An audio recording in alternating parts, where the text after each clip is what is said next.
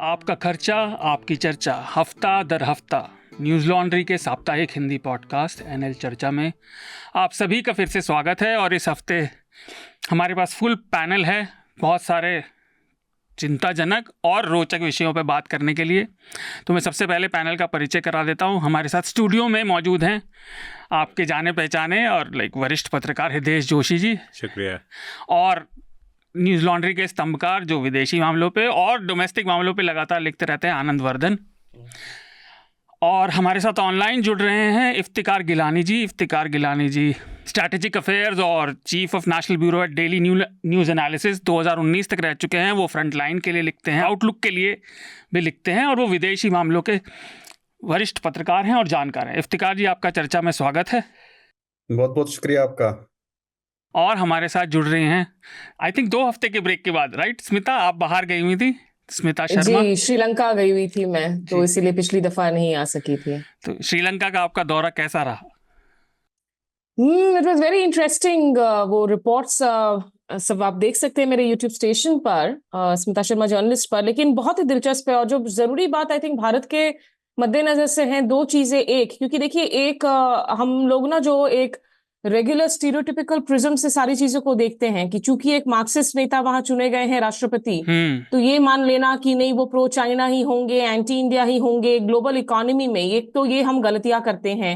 दूसरा, for a change actually इस वक्त श्रीलंका में एक पॉजिटिव इंडिया माहौल है, क्योंकि पिछले 2 सालों में कोविड के दौरान जो ग्रांट्स असिस्टेंस लगभग $4 अरब की इंडिया की तरफ से दी गई हैं, और जो अच्छी बात रही कि हमारे जो डिप्लोमैट्स हैं, जो बांग्लादेश में एक भारी गलती देखने को मिली, हमारे जो उच्चायोग है वो एक्चुअली संपर्क साधे हुए रहा ऑपोजिशन लीडर्स के साथ भी। वो साजिद प्रेमदासा हो, अनुरा कुमार दिसानायके हो, दिसानायके दिल्ली भी आए थे।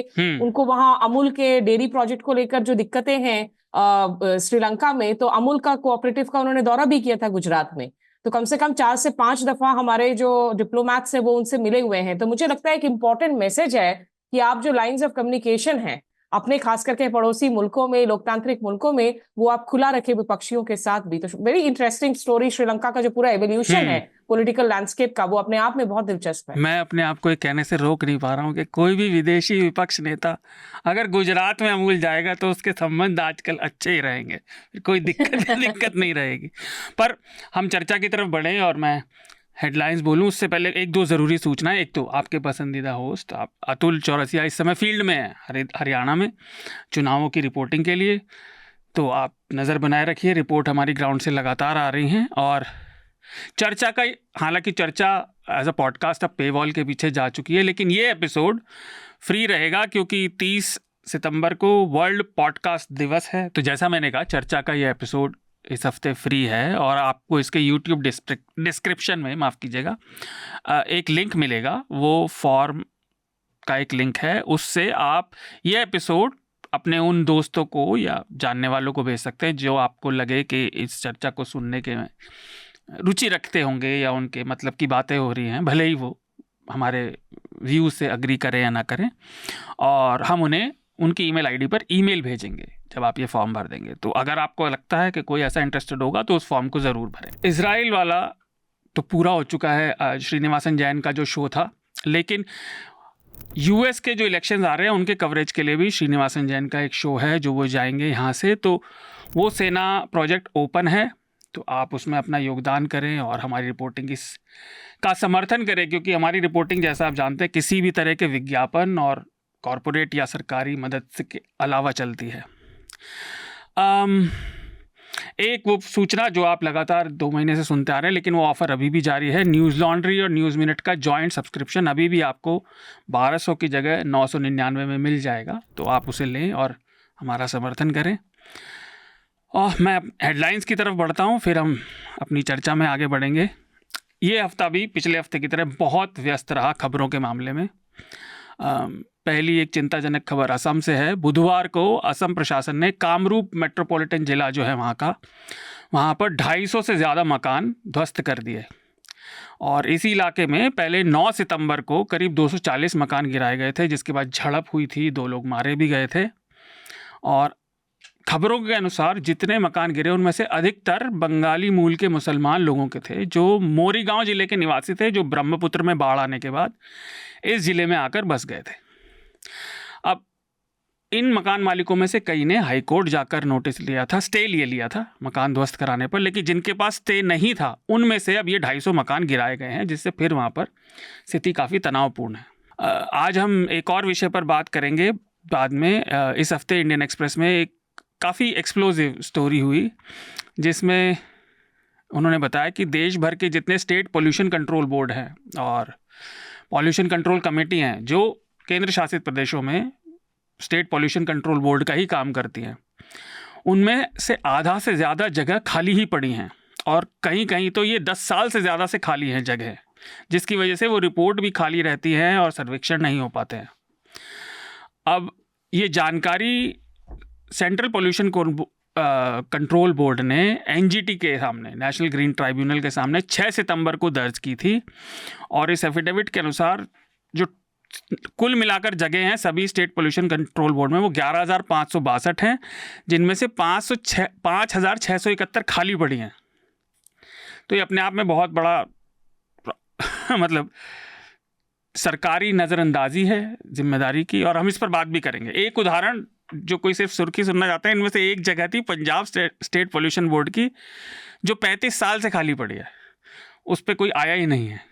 अगली खबर जम्मू कश्मीर से। 25 सितंबर को जम्मू कश्मीर विधानसभा के मतदान का दूसरा चरण पूरा हो गया, और जम्मू कश्मीर के मुख्य चुनाव अधिकारी जो पीके पोल हैं, उन्होंने प्रेस कॉन्फ्रेंस में बताया कि दूसरे चरण का औसत मतदान प्रतिशत 56% रहा, लेकिन जब उन्होंने सूचना दी थी तब कुछ जिलों में मतदान जारी था, तो यह आंकड़ा बदल सकता है।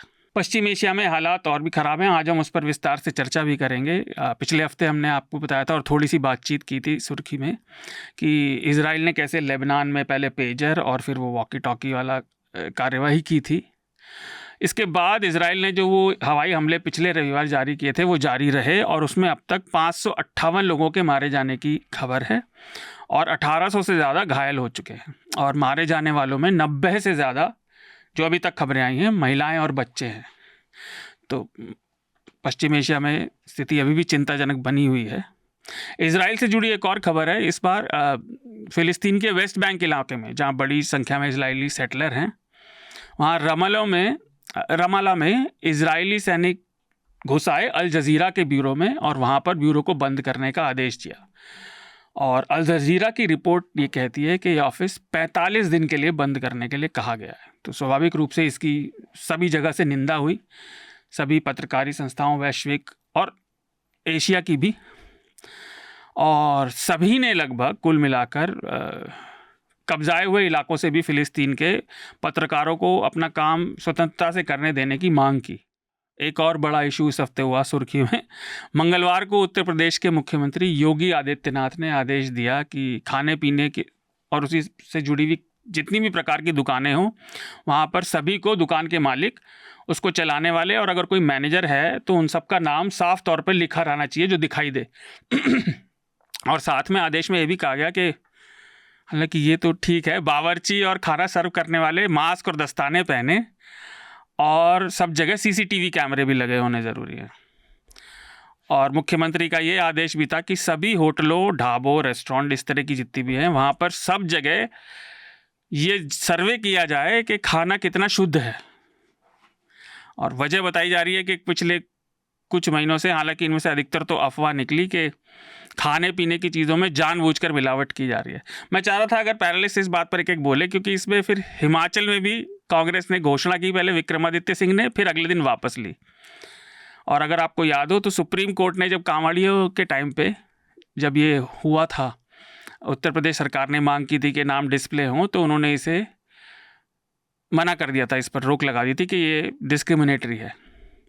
तो हृदेश, आप क्या सोचते हैं कि अब ये तो सरकार ने पारित कर दिया है, और इसका भले ही सरकार ये कह रही हो कि हम मिलावट बचाना चाहते हैं, लेकिन इसका अब इसको कितनी बार हम बोल सकते हैं? हर कोई जानते हैं कि इसका क्या मतलब है और इसके क्यों ये करवाया जा रहा है। क्योंकि अभी उत्तर प्रदेश में उपचुनाव होने हैं, और जो हालत लोकसभा चुनाव में हुई उसके बाद उपचुनाव में उसका जवाब देने के लिए कोई ऐसा कॉन्क्रीट मुद्दा सरकार के पास है नहीं अपनी परफॉर्मेंस दिखाने का। तो ये एक तरीका है जिसमें वो और पोलराइज करना चाहते हैं। पर क्योंकि जो विषय मैं कवर करता हूँ, आपने मिलावट शब्द का इस्तेमाल किया।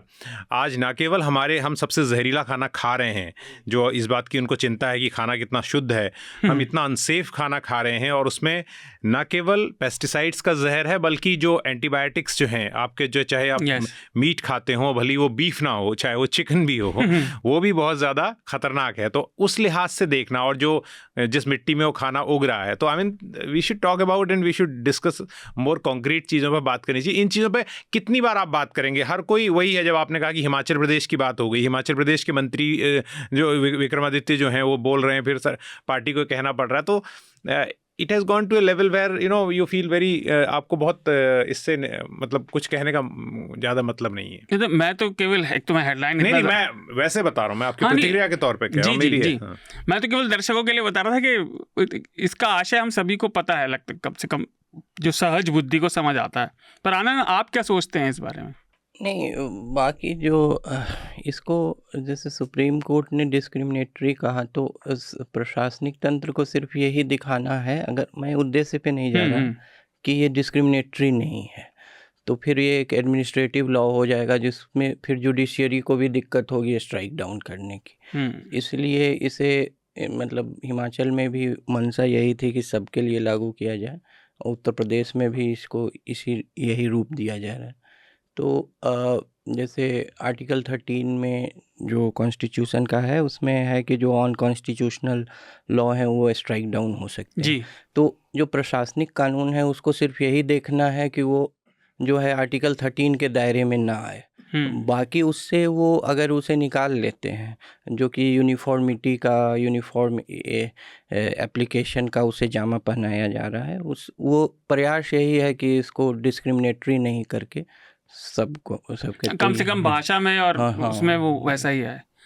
तो क्योंकि स्मिता और इफ्तिकार कुछ बोले, उससे पहले मैं बता दूं कि अफवाहें जो अधिकतर उड़ रही हैं वो ये हैं कि मुस्लिम समुदाय के वेंडर, उसमें कहने में आपको झिझक नहीं होनी चाहिए, जूस को कंटामिनेट कर रहे हैं अपने यूरिन से और रोटियों में, नान में थूक रहे हैं। ये अफवाहें सोशल मीडिया पर भरपूर आपको मिल जाएंगी, और अनवेरीफाइड, अनवैलिडेटेड, बिना पुष्टि हुई खबरें इस प्रकार की आपको चलती हुई मिल जाएंगी।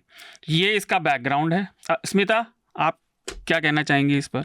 मैं बताऊं आपको, ये जो व्हाट्सएप यूनिवर्सिटी हम कहते हैं, इसका असर इतना कॉन्सिक्वेंशियल होता है कि ये गंभीर लोगों से, मतलब जो डिप्लोमैट्स हैं, रिटायर्ड हुए हैं इस डिप्लोमैट्स, आज की तारीख में ऊंचे पदों पर बैठे हुए हैं, कॉर्पोरेट जगत में बड़े शख्स हैं, ऐसे लोगों से जब मेरी मुलाकात होती है तो वो इतनी गंभीरता से इन मुद्दों को उठाते हैं और कहते हैं कि देखो किस तरह की वीडियोस चल रही हैं, खबरें आ रही हैं, हम कैसे यकीन कर लें। तो आप सोचे कि जहर किस लेवल तक फैलता है और कैसे फैलता है। देखिए, जिस बात का जिक्र हृदय ने किया वो बहुत जरूरी पहलू है कि जो अडल्टरेटेड फूड है इंडिया में और अनसेफ खान पान है, हमारी जो फूड प्रैक्टिसेस हैं, वो मुद्दा होना चाहिए। उसमें आप कैसे करें उसको, आप कैसे, अगर आप किसी को कह रहे हैं कि भाई ग्लव्स पहन के खाना करो, यहाँ हम ऐसे भारत की हम बात करते हैं जहां पर रास्ते में एक अखबार से कवर तक नहीं होती है मिठाइयां जो बेची जा रही होती है, जिसमें मक्खियां भिनभिना रही होती है। सफाई का अपना मसला इतना बड़ा मसला है, हाइजीन का मसला है, प्लस अनसेफ इंग्रेडिएंट्स। हर रोज खबरें आ रही कि हमारे मसाले अनसेफ हैं, कंटेमिनेशन लेवल ज्यादा है। तो आप असली कंटेमिनेशन की बात कीजिए। और तो और एंटीबायोटिक्स पिल्स को भी हम नहीं छोड़ रहे हैं, उसमें भी कंटेमिनेशन की खबरें आ रही हैं। दिक्कत यह है कि जब आप बंदूक कंधे पर रखकर जो है किसी और मंशे से आप गोली दागने की कोशिश कर रहे हैं। और ये देखिए, जो एक मुझे सिर्फ इसमें मैं डिफरेंस पॉइंट आउट करेंगी, क्योंकि हिमाचल उत्तर प्रदेश नहीं है। हिमाचल में मुस्लिम उस तरह से अल्पसंख्यक कम्युनिटी मौजूद नहीं है जैसा उत्तर प्रदेश में है, उतनी बहुतायत में नहीं है। वो जो लड़ाई है ना, वो अपने आप में कि वो हिंदू कम्युनिटी के ही वोट को और कितना ज्यादा हम कंसोलिडेट करें। और आज सतीश आचार्य जी जो नोटेड कार्टूनिस्ट है, बहुत अच्छी कार्टून बनाई है, जहां राहुल गांधी खड़े हैं कहते हुए हार्ट्स लेकर कि मोहब्बत की दुकान, और आदित्य सिंह उनसे कह रहे हैं कि but where is your identity card, कि वो उनको पूछ रहे हैं कि भाई अपनी पहचान पत्र दिखा दो मोहब्बत की दुकान बेचने के पहले। तो वहां पर जो अभी हाल में जो मस्जिद को लेकर मसला उठा था, जिसमें कुछ इमिग्रेंट्स को लेकर बातें चली थी, वो एक दूसरा खेल चल रहा है। और उत्तर प्रदेश में ये सही बात है कि आने वाले जो उपचुनाव हो रहे हैं 10 सीटों में, अभी आप देखें अवधेश प्रसाद के बेटे की चुनाव लड़ने की बात चल रही है, उनके खिलाफ FIR दर्ज हो रहा है। तो वहां अभी बहुत ज्यादा माहौल को बनाने की कोशिशें तमाम की जाएंगी, क्योंकि अल्टीमेटली बचता यही कार्ड है हर चीज में।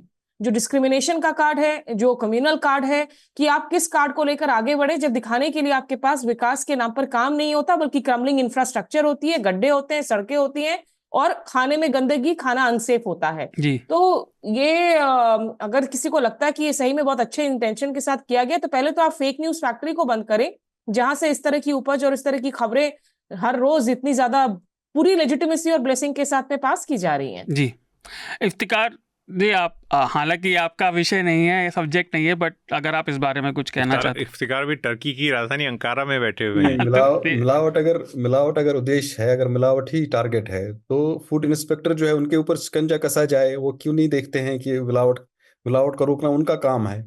तो उसमें नाम लिखने से या लटकाने से जो है मिलावट का कैसे रुक सकती है उसमें? या तो फिर आप बिल्कुल ही डायरेक्टली कि एक खास कम्युनिटी जो है वही मिलावट करती है, बाकी कोई नहीं करता है मिलावट। आप ये देखें, यहाँ पर यूरोपीय मुल्कों में जो है अभी MDH मसाले उनके ऊपर बैन लग गई, क्योंकि वहाँ पर उसमें जो है पाई जाती थी ये कुछ पेस्टिसाइड्स पाए जाते थे उसमें, जो एक स्पेसिफिक केमिकल था, मेरे दिमाग से नाम निकल रहा, पर हाँ वो पाया गया था।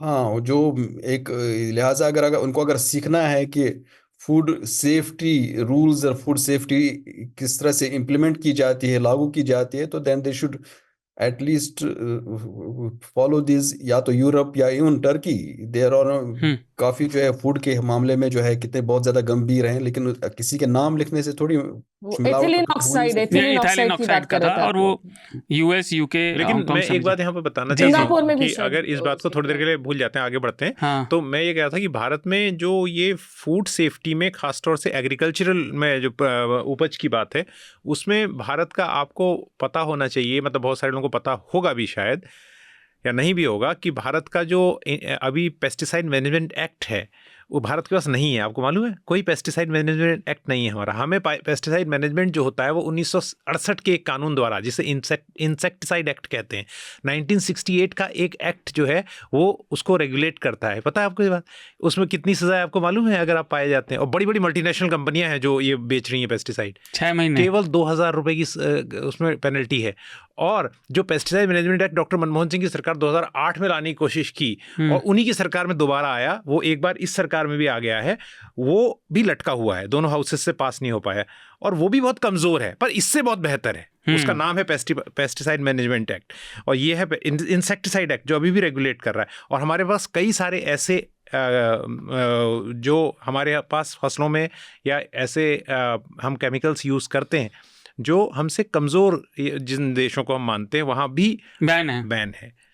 हिंदुस्तान में तो बहुत बुरा हाल है। तो मैं इसको यूज़ करना चाहता था, कुछ ज़्यादा कंस्ट्रक्टिव बात नहीं बिल्कुल, वो तो है नहीं। आप और हम 2 हफ्ते पहले बात कर रहे थे कि वो खाने में कितनी माइक्रो प्लास्टिक सब आने लगी हैं। हाँ, एक क्रेडिट कार्ड के बराबर हर महीने आपके शरीर में माइक्रो प्लास्टिक जा रहा है। खैर, मैं आखिरी 2-3 सुर्खी की तरफ बढ़ता हूँ, फिर हम चर्चा को आगे बढ़ाएंगे। सोमवार को क्लाइमेट से जुड़ी हुई एक और headline I. Climate crisis advisory group ने एक रिपोर्ट जारी की और उन्होंने कहा कि भारत को वैश्विक स्तर पर होने वाले पर्यावरण में जो बदलावों का सामना जो बदलाव हो रहे हैं उनका सामना करने के लिए अपने निगरानी और परीक्षण के तरीके कहीं ज़्यादा बेहतर करने होंगे और अपने तंत्रों में सुधार लाना होगा। साथ ही हमें अपने जो टारगेट हैं हमारे क्लाइमेट क्राइसिस से जुड़े हुए, उन्हें और कहीं ज़्यादा महत्वाकांक्षी एम्बिशियस बनाना पड़ेगा। नहीं तो, क्योंकि ये जो एडवाइजरी ग्रुप है चाह रहा है कि जो वो पेरिस अकॉर्ड की 1.5 वाली लिमिट थी उसी को टारगेट मान के लोग अभी भी काम करें और अपनी एम्बिशियस अपने टारगेट से ज़्यादा आगे बढ़ाएं और ज़्यादा शिद्दत से काम करें बजाय टारगेट को आगे मूव कर देने के। और उनका कहना था कि इसी से हमें रिजल्ट दिखाई देंगे। अगर ऐसा नहीं हुआ तो बहुत ज़्यादा दिक्कत आने वाले सालों में आ सकती है। अगली खबर महाराष्ट्र से है। आपने सुना होगा, बदलापुर कस्बे में एक आदमी ने कथित रूप से 2 नाबालिग बच्चियों का बलात्कार किया और उसे पुलिस ने पकड़ लिया था। लेकिन उसके बाद पुलिस ने जो जानकारी दी, उसने भागने की कोशिश की, पुलिस के ऊपर फायरिंग की और जवाबी फायरिंग में वो मारा गया। अब विपक्ष ने इस मामले में पुलिस को घेर लिया है और ये भी कहा है कि उन्होंने FIR दर्ज देर से की, ये आरोप है। और अदालत ने भी पुलिस को काफ़ी आड़े हाथों लिया क्योंकि उसने जो पीड़िता के परिवार वाले थे और उन सबसे बहुत अच्छा बर्ताव नहीं किया और मामले की ठीक से जांच नहीं की समय रहते। तो ये मामला भी फिर तूल पकड़ रहा है राजनीतिक, और यहाँ पर भी फिर से एक बार वो एनकाउंटर वाला एक्स्ट्रा जुडिशियल किलिंग जिसके बारे में कई बार यहाँ पे बात हो चुकी है वो होता हुआ लग रहा है। और आखिरी सुर्खी श्रीलंका से, अभी आपने स्मिता से बातचीत में सुना भी था। श्रीलंका में मार्क्सिस्ट राजनीतिक हैं अनुरा कुमार दिसानायके, और उन्होंने सोमवार को श्रीलंका के राष्ट्रपति के रूप में शपथ ली। अनुरा कुमार ने चुनावों में नेशनल पीपल्स पावर, इस गठबंधन के नेता के रूप में भाग लिया था, और जो राष्ट्रपति रनिल विक्रमसिंघे हैं और विपक्षी नेता साजिद प्रेमदासा, और इन्हें हालांकि अनुरा कुमार से कहीं कम समर्थन मिला, लेकिन समर्थन पूरा होने के बावजूद भी अनुरा कुमार ऐसे राष्ट्रपति हैं जिन्होंने पूर्ण बहुमत से शपथ ग्रहण नहीं किया है, यानी उनकी सरकार के पास पूर्ण बहुमत नहीं है। तो श्रीलंका में भी राजनीतिक बदलाव बदल रहे हैं। ये इस हफ्ते की सुर्खियां थी, और अब हम अपने विषय को आगे बढ़ाते हैं। सबसे पहले जो पश्चिम एशिया में दिक्कतें चल रही हैं, तो श्रोताओं को याद होगा कि मैंने, अतुल ने, मेरे ख्याल से आप थे नहीं थे हृदेश, मुझे याद नहीं, 2-4 हफ्ते पहले इस पर चर्चा की थी थोड़ी सी कि भाई किस तरह से, मेरे ख्याल से पिछले हफ्ते की थी, जब पहले वो पेजर वाला ब्लास्ट हुआ था। इजराइल ने लेबनान में वो पेजर फोड़ दिए, क्योंकि उन्हें पता चल गया था कि हिजबुल्लाह के अंदर ये खबर लग चुकी है कि पेजर्स के साथ कुछ छेड़छाड़ हुई है। वो पेजर पहले से इसलिए इस्तेमाल कर रहे थे क्योंकि उन्हें लगता क्या वो सही भी है कि मोबाइल फ़ोन से सारी बातचीत ट्रैक हो जाती है और कम्युनिकेशन सीक्रेट नहीं है, वो हैक आसानी से हो सकते हैं। उस ब्लास्ट में लोग मारे गए। उसके बाद जो फ्यूनरल था वहाँ पे अगले दिन, तो वॉकी टॉकी में ब्लास्ट हुआ, उसमें भी काफ़ी जानें गई और 3000 से ज़्यादा लोग घायल हुए। और पिछले रविवार को फिर दक्षिणी लेबनान में इजराइल ने बमबारी शुरू की थी। तो ये तो पिछला 1 हफ्ता है, 1-1.5 हफ्ता, लेकिन आप देखिए 7 अक्टूबर आने को है और 1 साल गाज़ा और इजराइल का जो लड़ाई चल रही है, जो इजराइल में हमला हुआ था 7 अक्टूबर को, और उसके बाद की जवाबी कार्रवाई जो सब जगह जिसकी निंदा हुई है अमेरिका को छोड़कर, हालांकि अमेरिका अंदर भी है, तो मैं उस पूरी बात को नहीं रखूँगा, लेकिन इस बीच अमेरिका ने शांति की जितनी भी अपनी तरफ से कोशिश की, वो कितनी ईमानदार थी वो एक अलग बात है, वो बातचीत में आएगी। उसमें भी इजराइल ने रोड़े डाले। अभी 1-2 महीने पहले बात है, उन्होंने वो हमास के जो नेगोशिएट कर रहे थे पीस, इस्माइल हानिये नाम था आई थिंक, उन्हें भी ईरान के अंदर मार दिया था, तेहरान के अंदर हमले से। तो ये जो पूरी संघर्ष ये एक तरह से एक तरफा होता दिख रहा है, और मैंने पिछले हफ्ते इस्तेमाल किया था कि बिल्कुल ऐसा लग रहा है इजराइल चचा विधायक है हमारे, उस हिसाब से चल रहा है, उसके पीछे अमेरिका का हाथ है, तो तुम जो बन पड़ता है कर लो। ये वस्तुस्थिति है, और उसको कहीं ज़्यादा अच्छे से आप लोग भी समझते होंगे, लगातार सुनते आ रहे होंगे, पर आज हम इस पर, क्योंकि इजराइल ने अभी ये हरकतें की और 1 साल होने वाला है, इस पर बात करेंगे। इफ्तिकार जी, मैं आपसे पूछना चाहता हूँ, और आप अगर हमारे श्रोताओं को बता पाएँ, एक तो अब जब लेबनान पे भी ये लगातार बढ़ रहा है, और अब हम जब चर्चा रिकॉर्ड कर रहे हैं तो 1-2 घंटे पहले मैंने देखा था, अपडेट हुआ था कि जो शांति की पेशकश अमेरिका ने भी रखी थी कि फ़िलहाल युद्ध स्थगित कर दिया जाए, है ना, cessation of violence for a while, बातचीत हो, उसको भी इजराइल ने नकार दिया है। तो अब ये हालात किस तरफ बढ़ते दिख रहे हैं, क्योंकि एक साधारण व्यक्ति जो इन विषयों को ज़्यादा नहीं समझता, उस हिसाब से अगर मैं देखूं तो ऐसा लग रहा है कि ये लड़ाई, जो ये युद्ध तो अब होना लगभग अवश्यम भावी दिख रहा है। Like there is no other thing on the horizon besides the war. Actually जो है ये सिर्फ अमेरिका ही नहीं, बल्कि कल फ्रांस, अमेरिका और यूके सब ने मिलकर ये प्रस्ताव किया था कि 22 दिन कम से कम एक युद्ध विराम किया जाए, एक सीज फायर किया जाए जी, जो कि रात को ही नेतन्याहू के ऑफिस ने उसको रिजेक्ट कर लिया। एक्चुअली सिचुएशन अगर आप देखें, सिचुएशन जो है, जो पेजर्स के धमाकों के बाद जो है, एक इजराइल को एक बहुत बड़ी एक विंडो मिली है इस वक्त हिजबुल्लाह को कंटेन करने की। ये जो कम्युनिकेशन सिस्टम इस वक्त हिजबुल्लाह का जो है बिल्कुल तहस नहस है जी, और कम्युनिकेशन सिस्टम जो है एक नर्व होती है किसी भी जंग में। और अगर एक्चुअली जब जो यहाँ जो खबरें आ रही हैं मुख्तलिफ सोर्सेज के हवाले से, इंटेलिजेंस सोर्सेज, डिप्लोमेटिक सोर्सेज, बहुत सोर्सेज के हवाले से जो खबरें जो आ रही हैं, उनका जो निचोड़ है वो ये है कि इजराइल ने इन पेजर्स जो है उनको एक्चुअली ये शिपिंग, ये ताइवान की एक कंपनी है, उन्होंने जो मालूम किया था कि ये ताइवान की कंपनी है, लेकिन चूंकि हिजबुल्लाह जो है सैंक्शंस लिस्ट पर है, तो उन्होंने ख्याल लगाया कि ये कोई शेल कंपनी होगी जो जो दे रही होगी। तो उन्होंने उस शेल कंपनी का पता लगाया। उनकी जो शिपिंग जब हुई, तो शिपिंग के वक्त ही उन्होंने जो है तकरीबन 5,000 के करीब पेजर्स, उनके साथ जो ये वॉकी टॉकीज भी थी, उनको जो है एक तरह से जो है उनकी बैटरी के साथ तकरीबन 2 या 3 ग्राम या 5 ग्राम के इसमें करीब वो एक्सप्लोसिव रखकर उनको नेटवर्क के साथ जोड़ दिया था। और इनका एक्चुअली ये कहते हैं कि एक्चुअली ख्याल ये था कि जब गाजा से उनको फरागत मिलेगी, गाजा से जब वो फ्री हो जाएंगे, तो लेबनान पर उनको अटैक करना ही करना था। तो उस अटैक के वक्त जो है उनको ये इस्तेमाल हो जाएगा, क्योंकि नेतन्याहू किसी भी सूरत में जो है अमेरिकी इलेक्शन से पहले जंग खत्म नहीं होने देना चाह रहा है। अमेरिका में इलेक्शन के बाद वो देखेंगे, लेकिन तब तक, क्योंकि जिस दिन जंग खत्म हो जाएगी, नेतन्याहू को उसी वक्त जो है अपना बोरिया बिस्तरा लपेटना पड़ेगा, क्योंकि इतने करप्शन, इतने केसेस में वो इन्वॉल्व है जी। और ये लिहाजा उसको जंग को बढ़ाना है। इससे पहले गाजा में उसने सीज फायर नहीं होने दिया। फिर यहाँ पर उन्होंने ये था कि जिस वक्त अगर इनको जो है हिजबुल्लाह के साथ जब जंग स्टार्ट हो जाएगी, उस वक्त ये तकरीबन सभी तमाम 5,000 के करीब पेजर्स और ये वॉकी टॉकीज फटेंगे, तो पूरे तकरीबन 5,000 या 10,000 के करीब हिजबुल्लाह के तमाम जो फाइटर्स हैं वो इन्वॉल्व हो जाए, मैदान से ही हट जाएंगे। लेकिन हुआ ये था कि ये कुछ दिन पहले कह रहे हैं कि 2 या 3 दिन पहले 2 पेजर्स जो है उन पर शक हो गया था हिजबुल्लाह को। उन पर शक हो गया था, उनको शक हो गया था इनकी पैकिंग खोली गई है और ये नेटवर्क से जुड़े हुए हैं जी। तो वो जब अभी वो उसकी इन्वेस्टिगेशन कर ही रहे थे कि यहाँ से इजराइल को लगा कि ये अब पूरे 5,000 पेजर्स जो हैं ये अब हो सकता है शायद कूड़ेदान में फेंके जाएंगे या इनको डिस्कार्ड किया जाएगा, तो उन्होंने जो है उनको उड़ा दिया।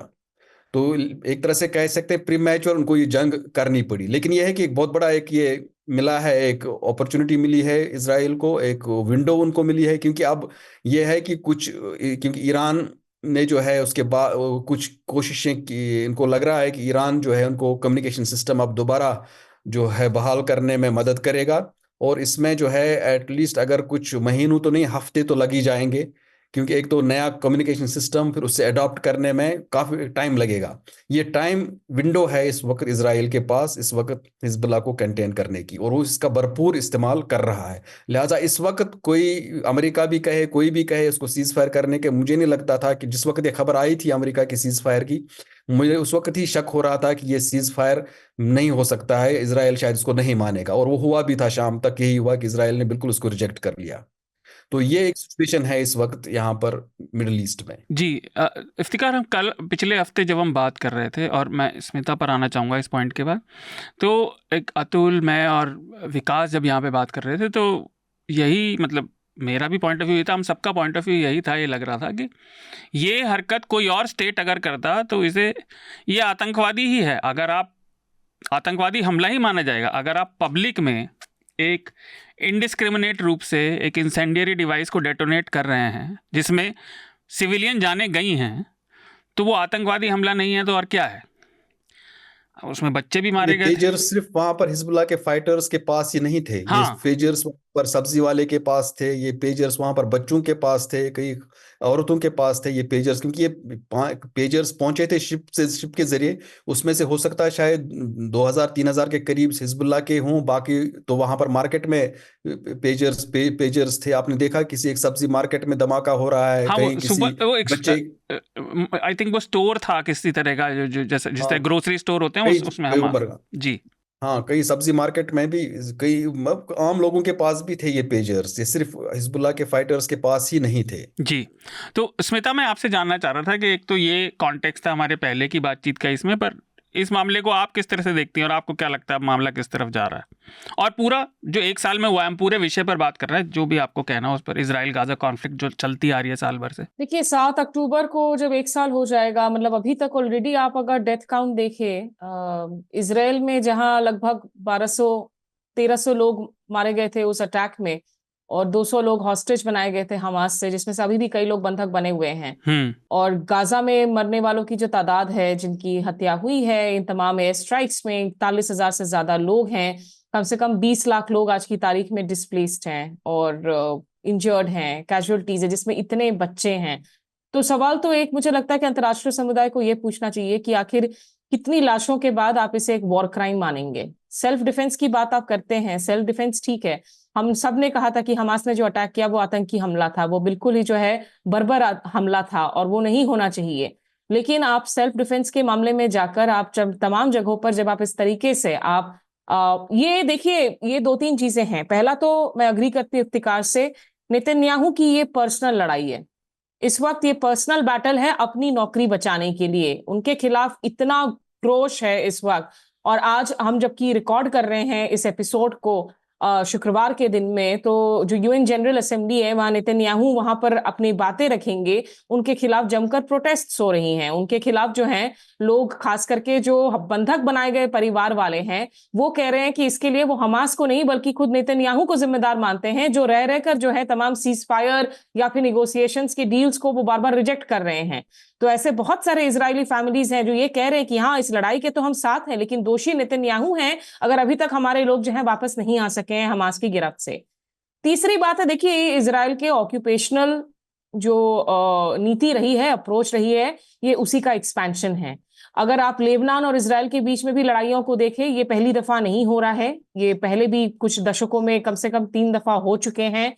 और जिन एरियाज को ये टारगेट कर रहे हैं, अगर हम साउथ लेबनान की बात करें, बेका वैली की बात करें, जहां पर ज्यादातर जो है लोग पॉपुलेटेड हैं इन इलाकों में, देखिए वहां पर अंदर अंदर खाने जो है लेबनान में, ऐसा नहीं है कि हर कोई हिजबुल्लाह के साथ खड़ा है। हिजबुल्लाह जो कि शिया मिलिटेंट ग्रुप वो के तो तौर कहीं पर भी हम नहीं जिसे होता, जानते हैं, पूरी नहीं, पॉपुलेशन और तो हो ही नहीं सकती देखिए, कभी भी। हमास, हिजबुल्लाह, हुतीस की अगर हम बात कर लें, ये सारे वो जिसे हम ईरान के एक्सिस ऑफ रेजिस्टेंस का हिस्सा मानते हैं। ऐसा नहीं है कि ये पाक साफ संगठन है, ऐसा नहीं है कि इन लोगों ने जाने लिए हैं, लेकिन सवाल ये होता है कि how many dead bodies make a war crime. आप जाकर अंतरराष्ट्रीय मंच पर, जब अमेरिका जैसे देश जो सबसे सुपर पावर हैं, वो रूस और यूक्रेन के मामले पर तो इतनी पाठ पढ़ा कर आ जाते हैं कि आपकी टेरिटोरियल इंटीग्रिटी क्या है, संप्रभुता क्या है। चीन को लेकर हर रोज 10 बयान जारी की जाती है कि आप इंटरनेशनल लॉ को अपहोल्ड नहीं करते हैं, आप सिक्योरिटी के खिलाफ जाते हैं। तो इजराइल को लेकर घोड़े वाले ब्लिंकर्स क्यों डाल रखे हैं भाई? आप एक सीज फायर प्लान की बात कर रहे हैं, लेकिन दूसरी ओर आपने अब देख लीजिए, जब से ये युद्ध शुरू हुई है, अभी भी 8 अरब डॉलर से ज्यादा की जो है एड जिस तरीके से दी जा रही है इजराइल को, इतने अरब डॉलर की जो है मदद की जा रही है। तो आप जो अंतर्राष्ट्रीय समुदाय की, और खास करके ये जो वेस्टर्न पावर्स है, जो डिप्लोमेसी की बात करते हैं, जो डेमोक्रेसी की बात करते हैं, और अफसोसनाक इसमें भारत भी अब शामिल है, हमारी जो हिपोक्रेसीज है ना, कि हम खुद दूसरों को मोरालिटी हम सिखाते हैं, दूसरों को नैतिकता हम सरमनाइज करते हैं, वो इतनी बुरी तरीके से एक्सपोज हो गई हैं इस पूरे मामले में कि वो सबसे ज्यादा जो है चिंताजनक बात है कि हम किस तरह की लीडरशिप जो है एक वैक्यूम देख रहे हैं अंतर्राष्ट्रीय ग्लोबल स्टेज पर। तो ये हिपोक्रेसी जो जिसकी आप बात कर रही हैं, तो पिछले साल भर में सभी को दिखी ही है। आनंद, आप विदेश मामलों पे लिखते रहते हैं लगातार, और इसमें मैं ये भी याद दिलाना चाहूँगा श्रोताओं को, 19 जुलाई को आईसीजे ने इजराइल के ऑक्यूपेशन को इलीगल ठहराया था, और उन्हें ये भी माना था कि वो this is settlement and annexation of natural resources. तो आईसीजे ने जो इजराइल के खिलाफ वो दिया था, वो अपने आप में एक बहुत बड़ी डिसीजन हो सकता था, जो बाकी दुनिया को, इजराइल को प्रेशर डालने के लिए होता, लेकिन तब भी क्योंकि अमेरिका का समर्थन है, चीज़ें नहीं बदली, और अब ये लेबनान में भी शुरू हो गया। तो आपको क्या लगता है इस पूरे मामले को कैसे देखा जाए, और क्या आप अग्री करते हैं उस स्टेटमेंट से कि भले ही किसी की राजनीतिक, मतलब पॉलिटिकल आइडियोलॉजी किसी भी तरफ हो आपकी समझ, लेकिन क्या जो ये लेबनान में पेजर और वॉकी टॉकी हमला हुआ, क्या इसे एक आतंकी हमला स्टेट द्वारा कहा जाना ठीक है? नहीं, जो आतंकवादी संगठन, जो टेरर ऑर्गेनाइजेशन का पॉपुलर डेफिनेशन अंतर्राष्ट्रीय संबंधों में है, वो पहला उसका है कि वो नॉन स्टेट एक्टर होना चाहिए, और नॉन स्टेट एक्टर होगा कोई पॉलिटिकल ऑब्जेक्टिव्स के लिए सिविलियन पॉपुलेशन को टारगेट करने का। अगर कोई state actor, proper state action ऐसा होता है, तो वो युद्ध की श्रेणी में आएगा। तो या तो युद्ध की श्रेणी में आएगा, या उसके लिए और एक माइल्ड वर्ड ये कह सकते हैं कि रोग स्टेट। तो एक नॉन स्टेट एक्टर और स्टेट एक्टर में एक जो है एक सटल जो एक सूक्ष्म अंतर जो है स्ट्रेटेजिक कॉपरेशन में एक है। दूसरी है कि आईसीजे वाले में भी जो अंतर्राष्ट्रीय कानून के जानकार जो हैं उसमें एक ही क्लॉज से जो इजराइल जो है अपने को डिफेंड करता आ रहा है कि यूएन चार्टर में भी जो जिनका हम इससे पहले भी वक्ताओं ने जिसका हवाला दिया कि सेल्फ डिफेंस जो, तो सेल्फ डिफेंस को जो है वो इजराइल शुरू से ही कई बार डिस्टॉर्ट करके कई तरह से पेश करता है, लेकिन उसका ये एक आधार रहा है। अभी जो वर्तमान स्थिति है मेरे ख्याल से इसमें है कि इजराइल के इस युद्ध के ऑब्जेक्टिव्स दो हो गए हैं, एक तो गाज़ा वाला और दूसरा जो है कि जो उसके उत्तरी भाग में जो नॉर्दर्न इजराइल है उसमें जो 7 अक्टूबर के हमलों के बाद ही जो लो इंटेंसिटी एक दूसरे से यहाँ रॉकेट लॉन्च वगैरह हो रहा था, उससे करीब 60 से 70 हज़ार इजरायली जो हैं वो उनका विस्थापन हुआ है। तो एक ऑब्जेक्टिव इनका ये भी हो गया है, स्टेटेड ऑब्जेक्टिव नेतन्याहू का पॉलिटिकल एजेंडा में शामिल कर लिया है, कुछ जो कि पॉपुलर सपोर्ट खिसक रहा है उसको कि इनको भी वापस हमें लाना है ये 70 हज़ार को।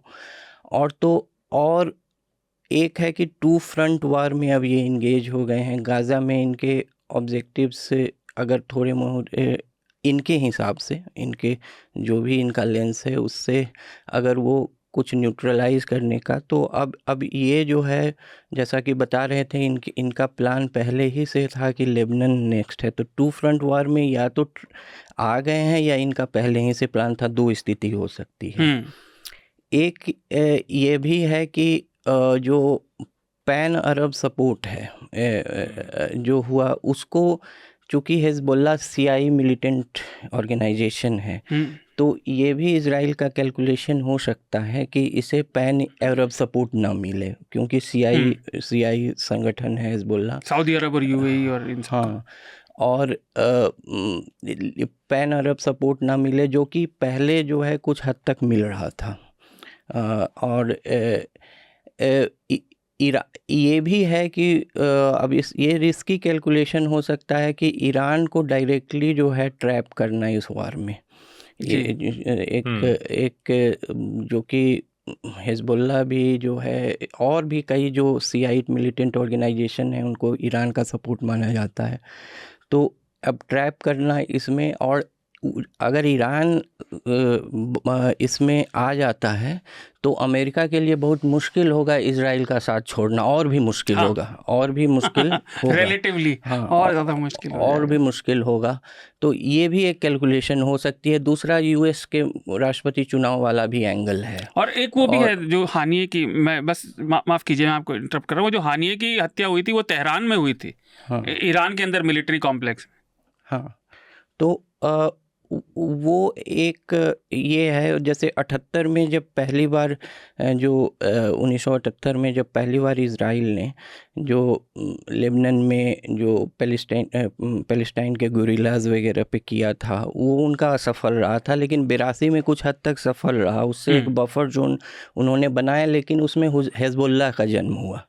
और 2000 में, सन 2000 में लेकिन उन्हें वो क्षेत्र छोड़ना पड़ा, और क्षेत्र छोड़ना पड़ा फिर 2006 में फिर से हम देखते हैं कि टेंशन्स हुए दोनों में। एक 30 दिन का लगभग एक कॉन्फ्रंटेशन हुआ, लेकिन उसे भी विराम दिया गया। तो ऐसा नहीं है कि इजराइल सफल रहा है इन चीज़ों में। एक काल था जिसमें वो सफल रहा न्यूट्रलाइज करने में, लेकिन 2 फ्रंट वार में बहुत ज़्यादा सफलता भी इन्हें पहले ऐसा है नहीं है कि मिली हो इस तरह के। तो अब तो परिस्थितियां काफ़ी बदल भी चुकी हैं युद्ध के मामले में, अगर हम तकनीकी हिसाब से देखें और जो भौगोलिक परिस्थितियां। हृदय आप अपनी बात रखे तो मैं एक और हेडलाइन पे स्टम्बल कर गया जब अभी सब हम बात कर रहे थे। ये कल की हेडलाइन है ACLJ की कि यूनाइटेड नेशंस जनरल असेंबली ने ये रेजोल्यूशन पास किया कि इजराइल 12 महीने के अंदर पैलेस्टाइन में जो ऑक्यूपाइड टेरिटरी है, जिसमें वेस्ट बैंक भी आता है, उसको खाली कर दे। अच्छा ठीक है, मैं ये कहना चाहता हूँ कि जो बात बाकी पैनलिस्ट ने कही, एक तो मैं इफ्तिकार साहब से पूछना चाहूँगा आउट ऑफ क्यूरियोसिटी कि मुझे ऐसा लगता है कि पेजर्स का जो इस्तेमाल है, मतलब पेजर से को डेटोनेट करना बिल्कुल आतंकवादी घटना की श्रेणी में है, चाहे उसकी डेफिनेशन भी अभी बहुत अच्छे आनंद ने बताई। लेकिन क्या पेजर का इस्तेमाल आज के युग में कोई सब्जी वाला ये कर रहे होंगे? मुझे नहीं लगता। मुझे लगता है सारा कंसाइनमेंट जो है वो ज़्यादातर हिजबुल्लाह ने ही ऑर्डर किया होगा। हो सकता है कुछ लोगों के पास रहे हों या उसके डेटोनेशन से निर्दोष लोग भी इसकी जद में आए हों, इसलिए बहुत गलत है। लेकिन पेजर का इस्तेमाल आम लोग कर रहे हों आज की दुनिया में, मुझे लगता है मोबाइल ही करते हैं ज़्यादातर लोग। नहीं, लेकिन हृदेश, मुझे जो लगता है ना कि ये बहुत गलत प्रेसिडेंट सेट करता है। नहीं, आप इस तरह की वायरलेस टेक्नोलॉजी को आप अगर इस्तेमाल कर रहे हैं, मतलब रूल्स ऑफ वॉरफेयर में भी रूल्स होती हैं, लॉज होती हैं ना। आपने तो सबकी जो है धज्जियां ही उड़ा दी। वॉरफेयर के रूल्स पे जा ही नहीं रहा हूं मैं, सिर्फ एक उत्सुकतावश ये जानना चाह रहा हूं कि दुनिया के किसी हिस्से में कोई पेजर यूज कर रहा है इस समय। मुझे आज, क्योंकि मैं जब दिल्ली आया था 1998 में, तब पेजर इस्तेमाल होते थे। 2000-2001 के बाद लोगों ने इक्का दुक्का कहीं पेजर दिखते थे। पिछले 20 साल में तो कहीं पेजर दिखता नहीं है। तो it was A tactical warfare, जो अभी इफ्तिकार साहब ने बड़े अच्छे समझाया कि वो किस तरह से उन्होंने ट्रैक किया कि कोई शेल कंपनी भेज रही है उसको, और it was a very efficient in a way. अगर इजराइल को देखें कि कैसे उन्होंने लगाया, which was out and out terror act, उसमें कोई क्वेश्चन नहीं है। खैर वापस आते हैं। दूसरी बात जो मैं कहना चाहता हूँ ये कि आनंद ने जो बात बताई कि शिया सुन्नी का जो इसमें क्वेश्चन है, अगेन मेरी बहुत लिमिटेड नॉलेज के साथ मैं बता रहा हूँ, क्योंकि जितना हम पढ़ते हैं कि जो अगर आप मैप मिडिल ईस्ट का देखते हैं उसमें उसको ये लगता है कि स्कोर सेटल करने में जो सऊदी अरेबिया है ईरान के साथ, जी वहाँ नीचे साउथ में उनके यमन है, ऊपर जो मैप है पूरी तरह से, वो इसको कॉम्प्लेक्स बनाता है। झुम्पा लहरी ने जो कल अवार्ड, इंडियन अमेरिकन ऑथर हैं, उनको जो अवार्ड जो नोगुची म्यूजियम की ओर से दिया जाता है NYC में, न्यूयॉर्क सिटी का अवार्ड,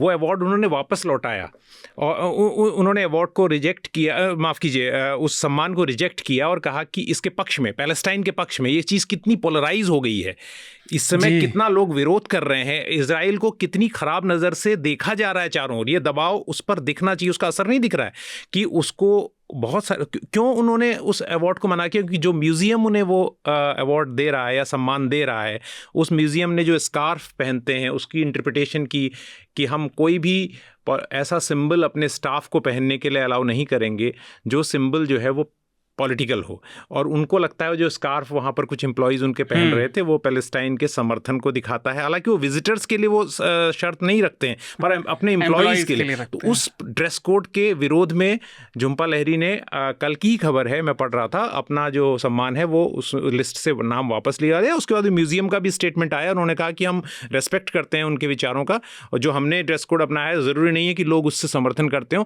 लेकिन अमेरिका में जिस तरह की चुनाव से पहले ये स्थिति हो रही है और डेमोक्रेट भी बड़े डिफेंड हो कर रहे हैं और खुल के नहीं बोल रहे हैं इजराइल की जो हरकतें हैं उसके बारे में, वो एक चिंताजनक बात है। वो इसलिए नहीं क्योंकि उन्हें लगता है कि भैया ऐसा कहने का मतलब वो एंटीसेमिटिज्म और ये सब बातें आ जाएंगी। और मैंने तो, क्योंकि मैं एनवायरनमेंट कवर करता हूँ और कई NGOs ग्रुप भी हैं, पिछली बार एक बहुत इंपॉर्टेंट बड़ी जो कैन इंटरनेशनल की एक बड़ी अधिकारी हैं, उनको सस्पेंड किया गया एक दिन के लिए, सिर्फ इसलिए क्योंकि उन्होंने आवाज़ उठाई थी इनके पक्ष में। हाँ, तो ये तो 40,000 से ज़्यादा लोगों के मरने पर। तो ये चीज़ जो है ना, इसका अभी जो कई कारण गिनाए गए, इसका चुनाव से डेफिनेट रिश्ता है।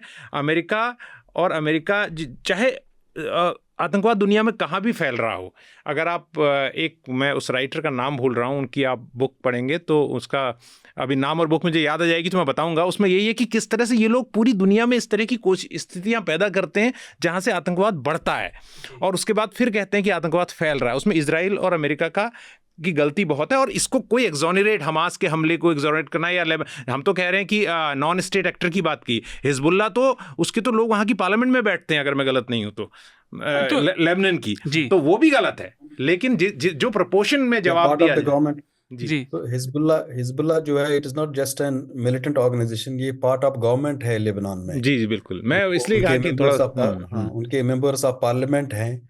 और जो आप ये कह रहे थे ना, जो भी पेजर्स के हवाले से, मैं चंद साल पहले जो है, जब ये सीरिया वॉर जब चल रही थी, तो वहाँ अक्सर जो है ये ईस्टर्न टर्की वगैरह में जो है, जो उस वक्त मैंने देखा कि वहाँ ये बेसिक सेल फोन होते हैं ना, जो बेसिक सेल फोन जो आज से स्मार्टफोन नहीं होते, जब शुरू हो गए थे वो फोन, तो उस तरह के फोन दुकानों पर अक्सर, दुकान में हैरान हो गया कि इनको कौन खरीदता है। अब आज का व्हाट्सएप का ज़माना है, इस व्हाट्सएप के ज़माने में ये कौन खरीदता है ये फ़ोन।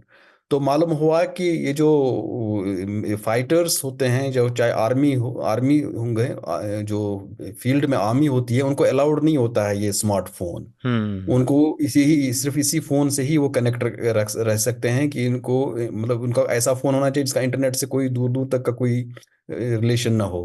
हिजबुल्लाह ने उससे एक कदम आगे बढ़कर जो है बिल्कुल ही नेटवर्क को ही ख़त्म कर दिया था। वो सिर्फ पेजर्स ही रखे थे, ताकि वो एक हेडक्वार्टर से उनको मैसेज आए कि ये मैसेज है, या वापस फ़ोन करने के लिए या वापस कांटेक्ट करने के लिए, इसी तक। लेकिन ये कि अब जाहिर सी बात है, अब ये कम्युनिकेशन सेटअप जो उनका है, ये वॉकी टॉकीज का सेटअप है, वो इस वक्त पूरा का पूरा इनका तहस नहस है। इसलिए मैं कह रहा हूँ, ये इसराइल को एक बहुत बड़ी विंडो मिल चुकी थी इस वक्त इसको एडवांटेज लेने की। और ये एरिया जो है, ये मिडिल ईस्ट का, ये पिछले पूरे 5 साल से कंटिन्यूअस टर्मोइल में है। ये जब मैं आया था यहाँ पर 2019 में, उस वक्त वो टर्की ने जो है सीरिया में उस वक्त उनका ऑपरेशन हुआ था, वो ख़त्म हुआ तो अज़रबैजान और आर्मीनिया का शुरू हो गया। वो ख़त्म हो गया तो इधर से फिर फिर लीबिया का शुरू हुआ, लीबिया के बाद फिर इसराइल का ये शुरू हुआ। और ये जो इसराइल की जो काउंटर इंसर्जेंसी डॉक्ट्रिन है ना, ये दुनिया में हर जगह नाकाम हो चुकी है। ये अमरीकी ये जो आप किसी काउंटर इंसर्जेंसी डॉक्ट्रिन जो है, ब्रिटिश और अमेरिकन, दो डिफरेंट डॉक्ट्रिन्स हैं, या इसराइल इसमें जो है, जो जिस तरह से आप ये समझते हो किसी ऑर्गेनाइजेशन को ख़त्म करने से, किसी ऑर्गेनाइजेशन के ऊपर आप हमला करने से वो ऑर्गेनाइजेशन बिल्कुल ख़त्म हो जाती है, विदाउट एड्रेसिंग द इशू, जो इशू एक्चुअली है। अब आज हमास खत्म करेंगे, हमास के बाद दूसरा आ जाएगा कोई। पीएलओ को उन्होंने खत्म कर दिया तो हमास आ गई, हमास खत्म कर देंगे कोई और आ जाएगा, इशू का इशू वहीं का वहीं है। उससे बेटर इसराइल के लिए ये होता है कि अपनी बॉर्डर सेट करता। पहले इसराइल की अपनी बॉर्डर्स ही सेट नहीं है। आप कैसे कह सकते हैं उसको कि किसी ने आपके ऊपर हमला किया, किसी ने आपके ऊपर कोई आतंकवादी हमला किया, किसी ने आपकी बॉर्डर्स क्रॉस की? कोई बॉर्डर ही नहीं है पहले आपकी। आप अपनी बॉर्डर सेट करते, आप फ़लस्तीन की बॉर्डर सेट करते, तो उसके बाद फिर अगर कोई फिर आपके पास हमला करता है तो आपके पास एक लीगल या कानूनी कोई जवाब था। वरना आपके पास कोई लीगल अथॉरिटी ही नहीं है ये कहने के लिए कि हमास ने आपके ऊपर हमला किया। उन्होंने कोई बॉर्डर, कौन सी बॉर्डर उन्होंने क्रॉस कर दी? बॉर्डर ही नहीं है आपकी कोई। आप अपनी बॉर्डर सेट करें। जो ब्रिटिश काउंटर इंसर्जेंसी डॉक्ट्रिन रही है, जिसका इंडिया भी फॉलो करता रहा था कुछ साल पहले तक, 10 साल पहले तक, वो ये है कि आप जो लीडर हो उसको सॉफ्टन करो, उसके आसपास के लोगों को आप टारगेट करो, ताकि वो सॉफ्टन हो जाए। वो सॉफ्टन इस हद तक हो जाए कि आपके साथ आकर आपके साथ बातचीत करे, और बातचीत में आप गिव एंड टेक करके उसको जो है उसके साथ फिर आप देखिए मिजोरम में जो इंडिया ने जो है इतनी अच्छी तरह से लाल डेंगा को लेकर लाकर जो है वहाँ पर एक पीस कायम कर लिया 1970s में। शेख अब्दुल्ला इन कश्मीर, उसी की वजह से जो है 87 तक आपके पीस रहा कश्मीर में। तो आपकी अपनी बेवकूफ़ी की वजह से वहाँ दोबारा मिलिटेंसी शुरू हो गई। वरना तो ये जो है ये ब्रिटेन ने खुद नॉर्दर्न आयरलैंड में उन्होंने मिलिटेंसी को ही ख़त्म कर दिया। वही अडॉप्ट किया फिलीपाइंस ने बंगस मोरो में। ये काउंटर इंसर्जेंसी डॉक्ट्रिन, अगर आप इनको कंपेयर करें, इन दो काउंटर इंसर्जेंसी डॉक्ट्रिन्स को, आप देखें कि जो ब्रिटिश काउंटर इंसर्जेंसी डॉक्ट्रिन है कि लीडर को सॉफ्टन करो, सॉफ्टन करने के बाद उसको टेबल पर लाओ, ये ज़्यादा कामयाब रही। और फिर और कुछ गिव एंड टेक के बेसिस पर बेसिक इशू को एड्रेस करो, ये ज़्यादा सक्सेसफुल रही है, बजाय इसके कि अमेरिकन और इजरायली डॉक्ट्रिन्स कि आप ऑर्गेनाइजेशन को ख़त्म करो, आप लीडर को ख़त्म करो, उसको हिट करो। इस्माइल हानिया को आपने ख़त्म कर दिया तो क्या हुआ उससे? कौन सा जंग रुक गई उससे? ये बात कही जाती है अक्सर कि अगर आप लीडरशिप को, चाहे वो आप टेररिस्ट ऑर्गेनाइजेशन से ही लड़ रहे हों, लीडरशिप को अगर आप हेडलेस कर देंगे तो फिर आप बात किससे करेंगे? और वो इशू हो जाएगा तो स्प्लिंटर ग्रुप्स बन जाते हैं और फिर वो आउट ऑफ कंट्रोल चले जाती है स्थिति। तो ये बात तो सही, पर मैं इसलिए बीच में आया कि मैं वो किताब का नाम भूल गया था, तो मैंने अभी निकाला वो कीवर्ड डाल के। वो किताब जो है जॉन पर्किंस की लिखी हुई है, the confessions of economic hitman. तो ये किताब शायद आज हम इसको रेफर भी कर सकते हैं पढ़ने के लिए। तो यही है कि अमेरिका ने कम से कम 2 दर्जन से 3 दर्जन से ज्यादा लोगों में पिछले 50-60 सालों में अटैक किया है, और ज्यादातर जगह उनको कोई बाद में वो नहीं मिला, सफलता नहीं मिली। नहीं, सफलता तो छोड़िए, जिस वजह से उन्होंने अटैक किया उसका वो कारण नहीं था। एग्जैक्टली, अलकायदा खत्म नहीं कर पाए, तालिबान को खत्म नहीं कर पाए, जिनको 2001 में जिनके खिलाफ जंग लड़ा, उन्हीं को फिर वापस पावर देना पड़ा 2022 में। जी स्मिता, तो जैसा आपने एक्चुअली वो confessions of an economic hitman के साथ साथ आप उसके पहले एक किताब आई थी, the politics of oil, that's also very interesting book, कि आधी जगह पर जहां पर डेमोक्रेसी के नाम पर regime changes हुए हैं, how it was essentially oil politics which was behind it all. That's also very interesting complementary read with that. Oil politics को लेकर किताबें लिखी गई हैं, और वो पूरा इसका खेल है, Confessions of Economic Hitman, पर this book is different because economic hitman confess कर रहा है कि हाँ हम ये काम करते थे। हाँ, अगर किसी दूसरे का आरोप लगाना कि आप ये कर रहे हो एक अलग चीज है, पर one who has been insider, he is saying कि मैं अब इस बात को यकीन कर रहा हूं कि I have been part of this game. मैं आपको इस बुक की एक इंटरेस्टिंग एनेक्डोट बताता हूं, फिर मैं स्मिता से कहूंगा कंक्लूडिंग स्टेटमेंट के लिए। जब मैंने आरएसएस का 3य वर्ष किया था, तो आखिरी दिन दीक्षांत में हम दत्तात्रेय होसबले जी के साथ बैठे थे, तो मैंने उन्हें किताब रिकमेंड की थी। ये बात है 2005 की। तो कह रहे थे किस चीज का 3य वर्ष था?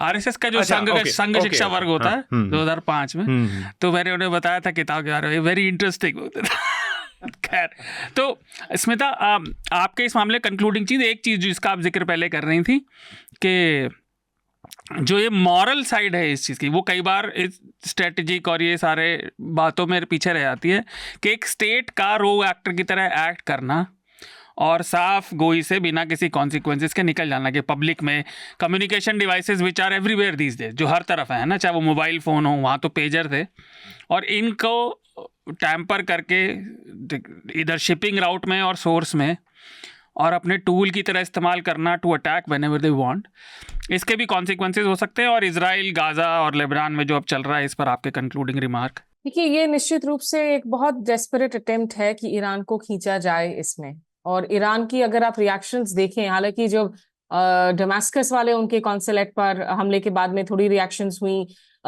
जो इस्माइल हानिया के बाद में जिस तरह के रिएक्शंस एक्सपेक्ट कर रहे थे, हम लोग एस्केलेशन की तैयारी कर रहे थे, वो अभी तक नहीं हुई हैं पेजेशियान साहब ने, बल्कि जो उनके नए राष्ट्रपति हैं जिनके स्वेरिंग इन सेरेमनी के दौरान आप सोचिए ईरानियन प्रेसिडेंशियल गार्ड्स के मौजूदगी में उनके गेस्ट हाउस में जिस तरीके से हानिया को टारगेट किया गया, मारा गया, मतलब एक तो वो लोग हैं जो मसल फ्लेक्सिंग को बड़ी अप्रिशिएट करते हैं, और हमारे यहाँ पर ऐसे बहुत सारे एंकर्स हैं जो बड़े खुश हो जाते हैं कि देखो क्या कमाल कर दिया, क्या कमाल कर देता इजराइल ने, कहीं पे भी घुस जाते हैं, मार देते हैं। It all sounds very fancy, लेकिन इनके बहुत रियल रिपरकशंस और कॉन्सिक्वेंसेज है अगर सारी जो कंट्रीज हैं वो रोग स्टेट्स की तरह बिहेव करने लगे विदाउट हैविंग टू पे any price for their actions. तो आप फिर किस अंतर्राष्ट्रीय कानून की बात करेंगे, आप फिर किस अंतर्राष्ट्रीय जो है, और ये आप अगर हम इंडिया में आर्मी के ऊपर जब सवालिया निशान लगते हैं, हमारी मिलिट्री फोर्सेस के ऊपर सवालिया निशान लगते हैं, हम उसको लेकर ज्यादा संवेदनशील क्यों होते हैं? क्योंकि men in uniform are suppose to behave more responsibly.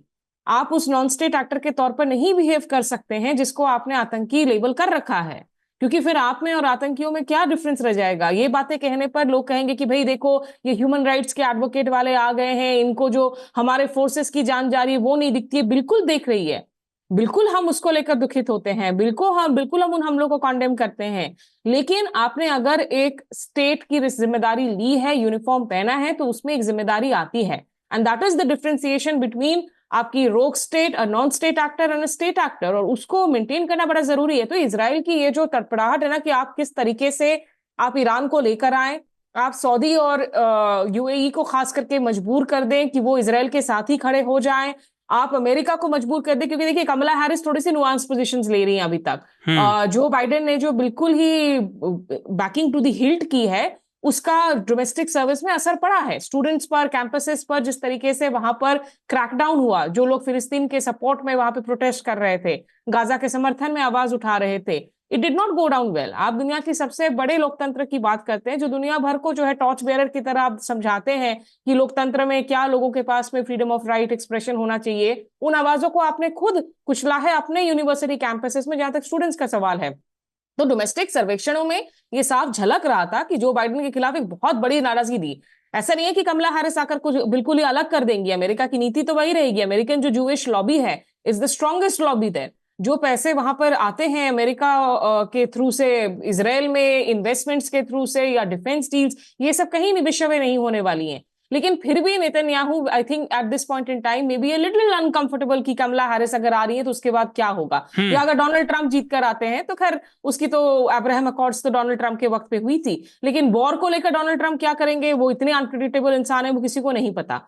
तो इसीलिए ये एक डेस्परेशन है नेतन्याहू के खिलाफ, इजराइल के अंदर भयंकर गुस्सा है, लेकिन वो गुस्सा essentially is not for the loss of lives in Palestine. ये हमें याद रखना होगा, ये डिफरेंशिएशन है। जो लोग इजराइल के अंदर की तस्वीरों को देखकर अगर ये सोचे कि देखो इजराइल का दिल पिघल गया है, इजराइल के लोग समर्थन में आ गए हैं कि गाजा में जो हो रहा है गलत हो रहा है, उनको वो डिफरेंट प्रिज्म से देखते हैं। वो अगर गुस्से में है तो इसलिए हैं कि अभी तक इजरायली बंधक हैं हमास में, हमास के संगठन के पास में। वो अगर गुस्से में है तो इसलिए कि इजराइल पर हमला हुआ है।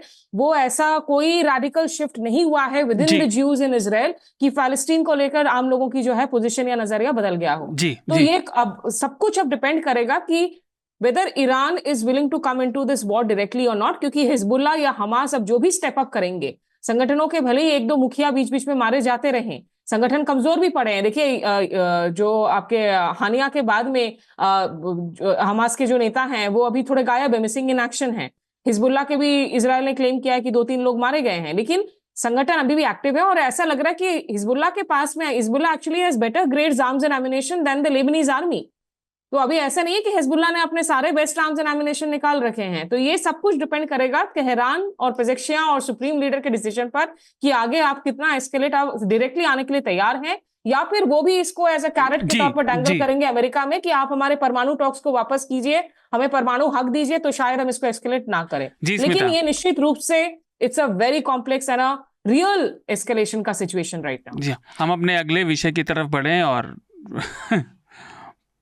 हमारे सब्सक्राइबर्स का एक पत्र भी है वो पढ़ें। इफ्तिकार जी को जाना है, तो इफ्तिकार जी हमारे साथ चर्चा में जुड़ने के लिए धन्यवाद। और आप जाएं इससे पहले हमारे श्रोताओं के लिए अगर आप कुछ रिकमेंड करना चाहें, कोई किताब, कुछ सीरियल, जो भी आप चाहें जो उनके जीवन को समृद्ध कर सके। हृदय जी ने तो बिल्कुल बहुत ही अच्छी किताब का और इस पूरे विषय के साथ जुड़ी हुई किताब का हवाला दिया मेरे ख्याल में जो है। लेकिन यह है कि मैं समझ रहा हूँ कि एक ये जो अजय बिसारिया की भी जो बुक आई थी एंगर मैनेजमेंट, जो इंडिया पाकिस्तान डिप्लोमेसी के हवाले से है, उसमें चंद मिस्टेक्स के अलावा जो है बहुत बड़ा अच्छी किताब है वो, इंडिया पाकिस्तान की डिप्लोमेसी को हिस्ट्री।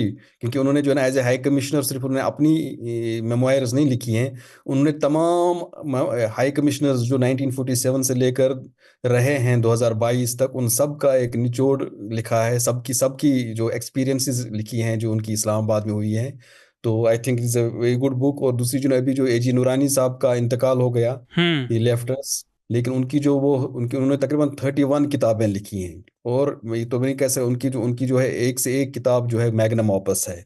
लेकिन उनका जो है जो जिन्ना तिलक और जो भगत सिंह ट्रायल्स जो है, दोज आर फिनोमिनल बुक्स।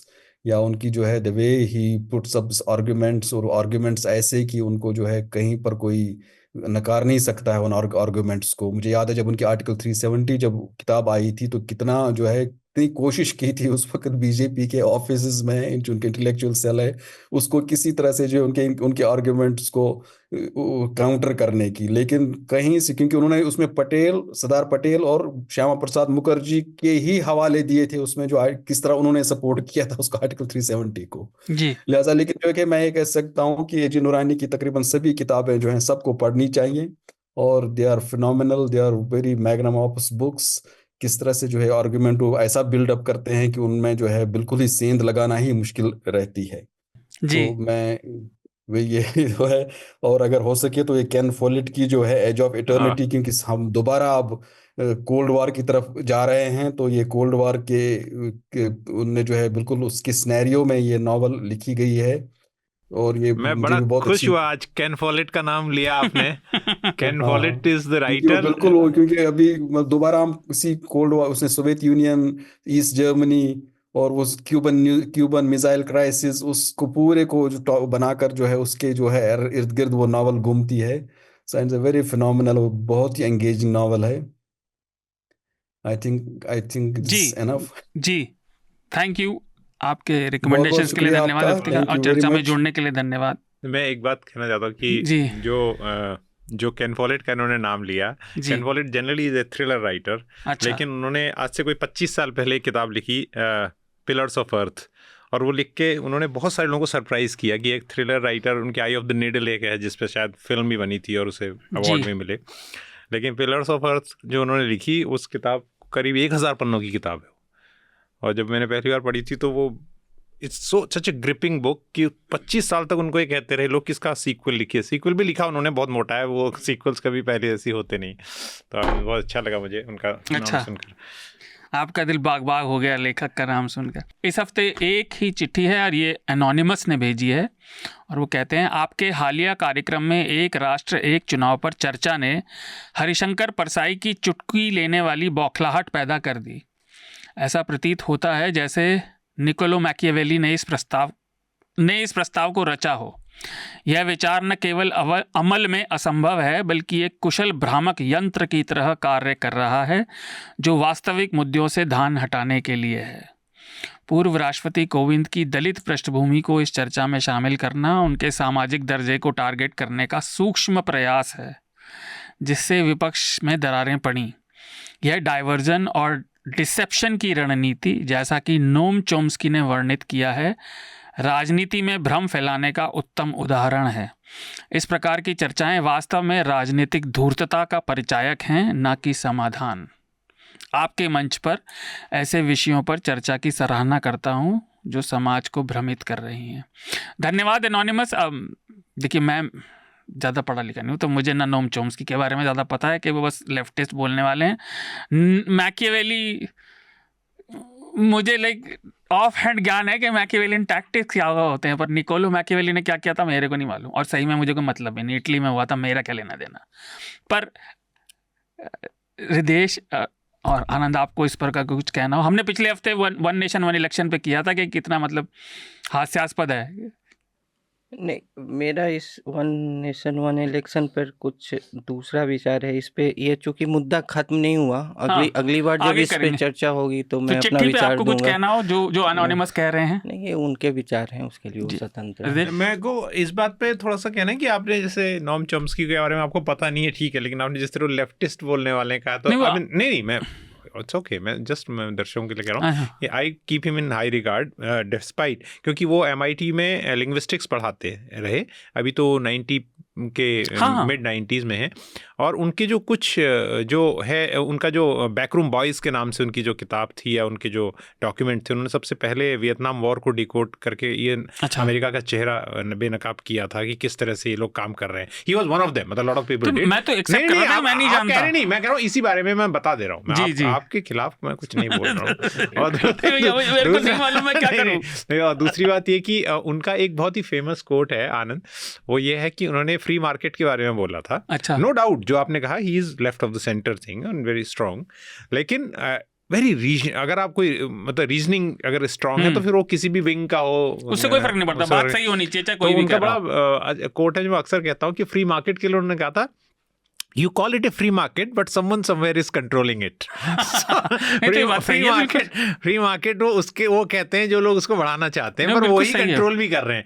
तो आज जो हम देख रहे हैं, अब किसी उद्योगपति का नाम लेना नहीं, ये भी फ्री मार्केट है। नहीं बिल्कुल है। तो से अनार वाले बहुत सारे हैं वो नहीं, बस मैं केवल इतना कह रहा था कि मुझे जितना पता है कि वो लेफ्ट के स्पीकर हैं, बड़े माने वाले, मुझे कुछ ज्यादा नहीं पता उनसे सहमति हो सकती है, but I keep him in high regard, क्योंकि is really definitely very profound. ये विचारक लोग हैं, असहमत होने वाले हम कौन होते हैं? नहीं, असहमत जरूर, विचारक से तो असहमत होना ही चाहिए। अगला विषय, जैसे मैंने जिक्र किया था, वो इंडियन एक्सप्रेस की रिपोर्ट से जुड़ा है कि हिंदुस्तान के आधे से ज्यादा, लगभग 2 राज्यों को छोड़ के सभी राज्यों में स्टेट पोल्यूशन बोर्ड और पोल्यूशन कमेटी में जगहें खाली पड़ी हैं, और जगहें 15-15, 20-20 साल से खाली पड़ी हैं। और इसलिए जो NGT में एफिडेविट दिया सेंट्रल पोल्यूशन बोर्ड ने, वो कहता है कि भाई अधिकतर रिपोर्ट्स भी खाली हैं क्योंकि जब वहाँ पे लोग ही नहीं हैं। और इसमें मैंने हेडलाइन में थोड़ा सा पढ़ा था, मैं बता देता हूँ, फिर हम उस पर बात करेंगे। केवल सिक्किम एक ऐसा राज्य है जहाँ पर 100% वैकेंसी है वहाँ। 11 ही है स्टेट पोल्यूशन बोर्ड में जगह, 11 के 11 खाली पड़ी हैं। मुझे तो खबर पता है, लेकिन आपने जिस तरह शुरू किया, लगा केवल सिक्किम में राज्य जहाँ सब कुछ है। नहीं 100% अपने आप में एक अचीवमेंट है ना। 11 ही सीटें हैं वहाँ पर। तो मैं इसको ऐसे देखता हूँ ना कि क्योंकि मैं एनवायरमेंट कवर करता हूँ, देखिए हमको इस वक्त ये दिखाई दे रहा है क्योंकि नंबर के फॉर्म में आया है, राइट, और ये समस्या पहले से है। 11-11,500 पोस्ट में से 5,500 पोस्ट जो हैं वो 49% है और 50% लगभग खाली है। 49.6% खाली है, उसमें न जाए नंबर एकदम 50% खाली है जगह। लेकिन जो सारे डेवलप्ड स्टेट है ना, आप उनकी लिस्ट देखिए, गुजरात, कर्नाटक, मैंने 2 नाम इसलिए साथ लिए कि बीजेपी कांग्रेस वाला झगड़ा खत्म हो जाए, ठीक है। तो यहाँ पर 60% जो सीट्स वैकेंसी खाली है। लेकिन वैकेंसी खाली वाली बात तो लोग पढ़ लेंगे, आपने खबर का भी बता दिया। ये एनजीटी में जो एफिडेविट आया, उसके बाद एनजीटी ने ऑर्डर किए कि अगले साल 30 अप्रैल तक आप इन वैकेंसीज को भरिए। उसमें कुछ जगह उन्होंने छोड़ी कि कुछ मामला जो है सुप्रीम कोर्ट में चल रहे हैं। वो मैं बता देता हूँ, वो है दिल्ली, एनसीआर का इलाका और हरियाणा। हाँ, क्योंकि ये मामलों का एक साथ जो है कंबाइंड केस जो है वो सुप्रीम कोर्ट में चल रहा है, तो उस जगह को छोड़ के बाकी जगह आपको भरना है कहा है। लेकिन समस्या वैकेंसी तो है ही, वैकेंसी तो हर जगह खाली है हिंदुस्तान में। आप अगर देख लीजिए जो इलेक्शन कमिश्नर, ये इंफॉर्मेशन कमिश्नर्स हैं, अगर आरटीआई की जो सुनवाई करते हैं, वो जगह हैं, आप देखिए कितने इंफॉर्मेशन कमिश्नर्स की जगह खाली है, आप निकालिए। तो वहाँ जहाँ आप आरटीआई लगाएंगे वो जगहें भी खाली हैं। हाँ। कमिश्नर्स की बहुत कमी है। लेकिन प्रॉब्लम जब हम बात करते हैं, 2 हैं। पहला ये कि हम ये जनरल एक विचार आता है कि पोल्यूशन का मतलब एयर पोल्यूशन, पर इंडिया का वाटर क्वालिटी इंडेक्स में 122 देशों में 121वें नंबर में था। 2021 का इंडेक्स मुझे मालूम है, उसके बाद मैंने फॉलो नहीं किया। तो अभी भी लास्ट के 2-3-4 देशों में ही होगा, क्योंकि हमारा वाटर इतना पोल्यूटेड है, राइट। तो पानी के लिए भी खतरा है ये जगह, इस तरह से अगर मॉनिटरिंग स्लो है। और सॉइल की जो मैंने जिक्र की कि हमारे पास कोई एक्ट ही नहीं है जो हमारे सॉइल का जो सबसे बड़ा पेस्टिसाइड मैनेजमेंट देख सके, तो उस लिहाज से अगर हम देखें तो ये बड़ी प्रॉब्लम है। लेकिन प्रॉब्लम सिर्फ लोगों को रखने से ही होता है ना। जैसे अम्बेडकर साहब ने कहा था ना कि आप कानून कितना भी अच्छा बना दो, लेकिन जब तक लोग उस तरह से नहीं होंगे। तो अभी जो भारत के बिजली घर हैं, कोयला बिजली घर, जो सबसे गंदा एयर पोल्यूशन करते हैं, एक तो एयर पोल्यूशन है PM10 आपके आ रहा है, जिसको आपकी बॉडी रोक सकती है काफ़ी हद तक। लेकिन एक होता है कि आप SO2, NO2, SOx, NOx जो आते हैं, वो कोयला बिजली घरों से सबसे गंदे एयर पोल्यूशन होता है। उसको रेगुलेट करने के लिए FGD टेक्नोलॉजी लगाने की बात हुई थी 2018 में, या उससे पहले। हाँ, तो वो टेक्नोलॉजी थी जो फ्लू गैस डीसल्फराइजेशन करेगी, यानी उस सल्फर को रोकेगी। वो आज तक उसके लिए कोई दबाव नहीं है। कई बार तो सरकार जो है उन कंपनियों के पक्ष में खड़ी हो जाती है जाके, कि मतलब इनको और वक्त दीजिए, इनको और वक्त दीजिए। तो ये समस्या बहुत गहरी है। ये इसका सिर्फ एक हिस्सा है, इस समस्या का सिर्फ एक हिस्सा है स्टाफ की कमी। अदरवाइज जो इम्प्लीमेंटेशन है एयर पोल्यूशन का, वाटर पोल्यूशन को लेकर, बहुत ही ज़्यादा कमज़ोर है। तो इसका एक पहलू और भी है, इसको विषय के रूप में इसीलिए अतुल और मैं हमारी बात हुई थी, जरूरी था। एक तो सभी सरकारें अपने अपने राज्य स्तरों पे भी और केंद्र सरकार की बात करती है कि हम नौकरियों का बड़ा ध्यान रख रहे हैं और ज़रूरी पोस्ट खाली नहीं रहने दे रहे हैं। कितनी बार बात हुई है कि हम नौकरियां बढ़ा रहे हैं, ये पोस्ट खाली है। दूसरा, ये पोस्ट पोल्यूशन से जुड़ी इसलिए भी ज़रूरी है क्योंकि वहाँ कोई व्यक्ति किस तरह का है और वो कैसा काम कर रहा है, ये तो तभी पता चलेगा जब वहाँ कोई काम करने वाला होगा। जी, तो बिल्कुल। अभी हमने हेडलाइन में और प्रदेश ने अपनी बात में जिक्र किया, तो मैं आपको देता हूँ जो इस बात के बिना प्रदेशों के कुछ के आंकड़े इस एफिडेविट में जो थे, इनमें 60% से ज़्यादा वाले स्टेट कौन कौन से। झारखंड इसमें है। झारखंड में 271 में से 198 वैकेंसी हैं, 73% जगह खाली पड़ी हैं। आंध्र प्रदेश में 70% खाली पड़ी हैं, 291 में से 204। आंध्र प्रदेश बहुत चमकता हुआ स्टेट के तौर पे हमें बताया जाता है। मध्य प्रदेश सबसे ज्यादा, जहां सैंक्शनड जगह हैं 783 खाली पड़ी हैं, और बहुत बड़ा स्टेट है वो। और यही हाल है छत्तीसगढ़ का, उत्तराखंड का, हरियाणा, गुजरात, कर्नाटक, आपने जिक्र किया, राजस्थान। तो झारखंड में सबसे ज्यादा कोल माइनिंग है, तो वहां पर पॉल्यूशन बहुत ज्यादा होगा। Chhattisgarh is a power hub, again Madhya Pradesh is a power hub, मतलब यहाँ कोयला बिजली घर, कोयला बिजली घर है यहाँ पर। ठीक है, महाराष्ट्र क्या, इसमें आंकड़ा नहीं देख पा रहा हूँ, महाराष्ट्र भी हमारा वेस्टर्न पावर हब है जहाँ बिजली घर है। तो ये चीजें देखने की कि इन जगहों में अगर सिर्फ एयर पोल्यूशन की बात करें, जब एयर पोल्यूशन होता है आपको पता है तो वाटर पोल्यूट भी करता है, क्योंकि वो बिजली घर जो है इफ्लुएंट छोड़ते हैं जी।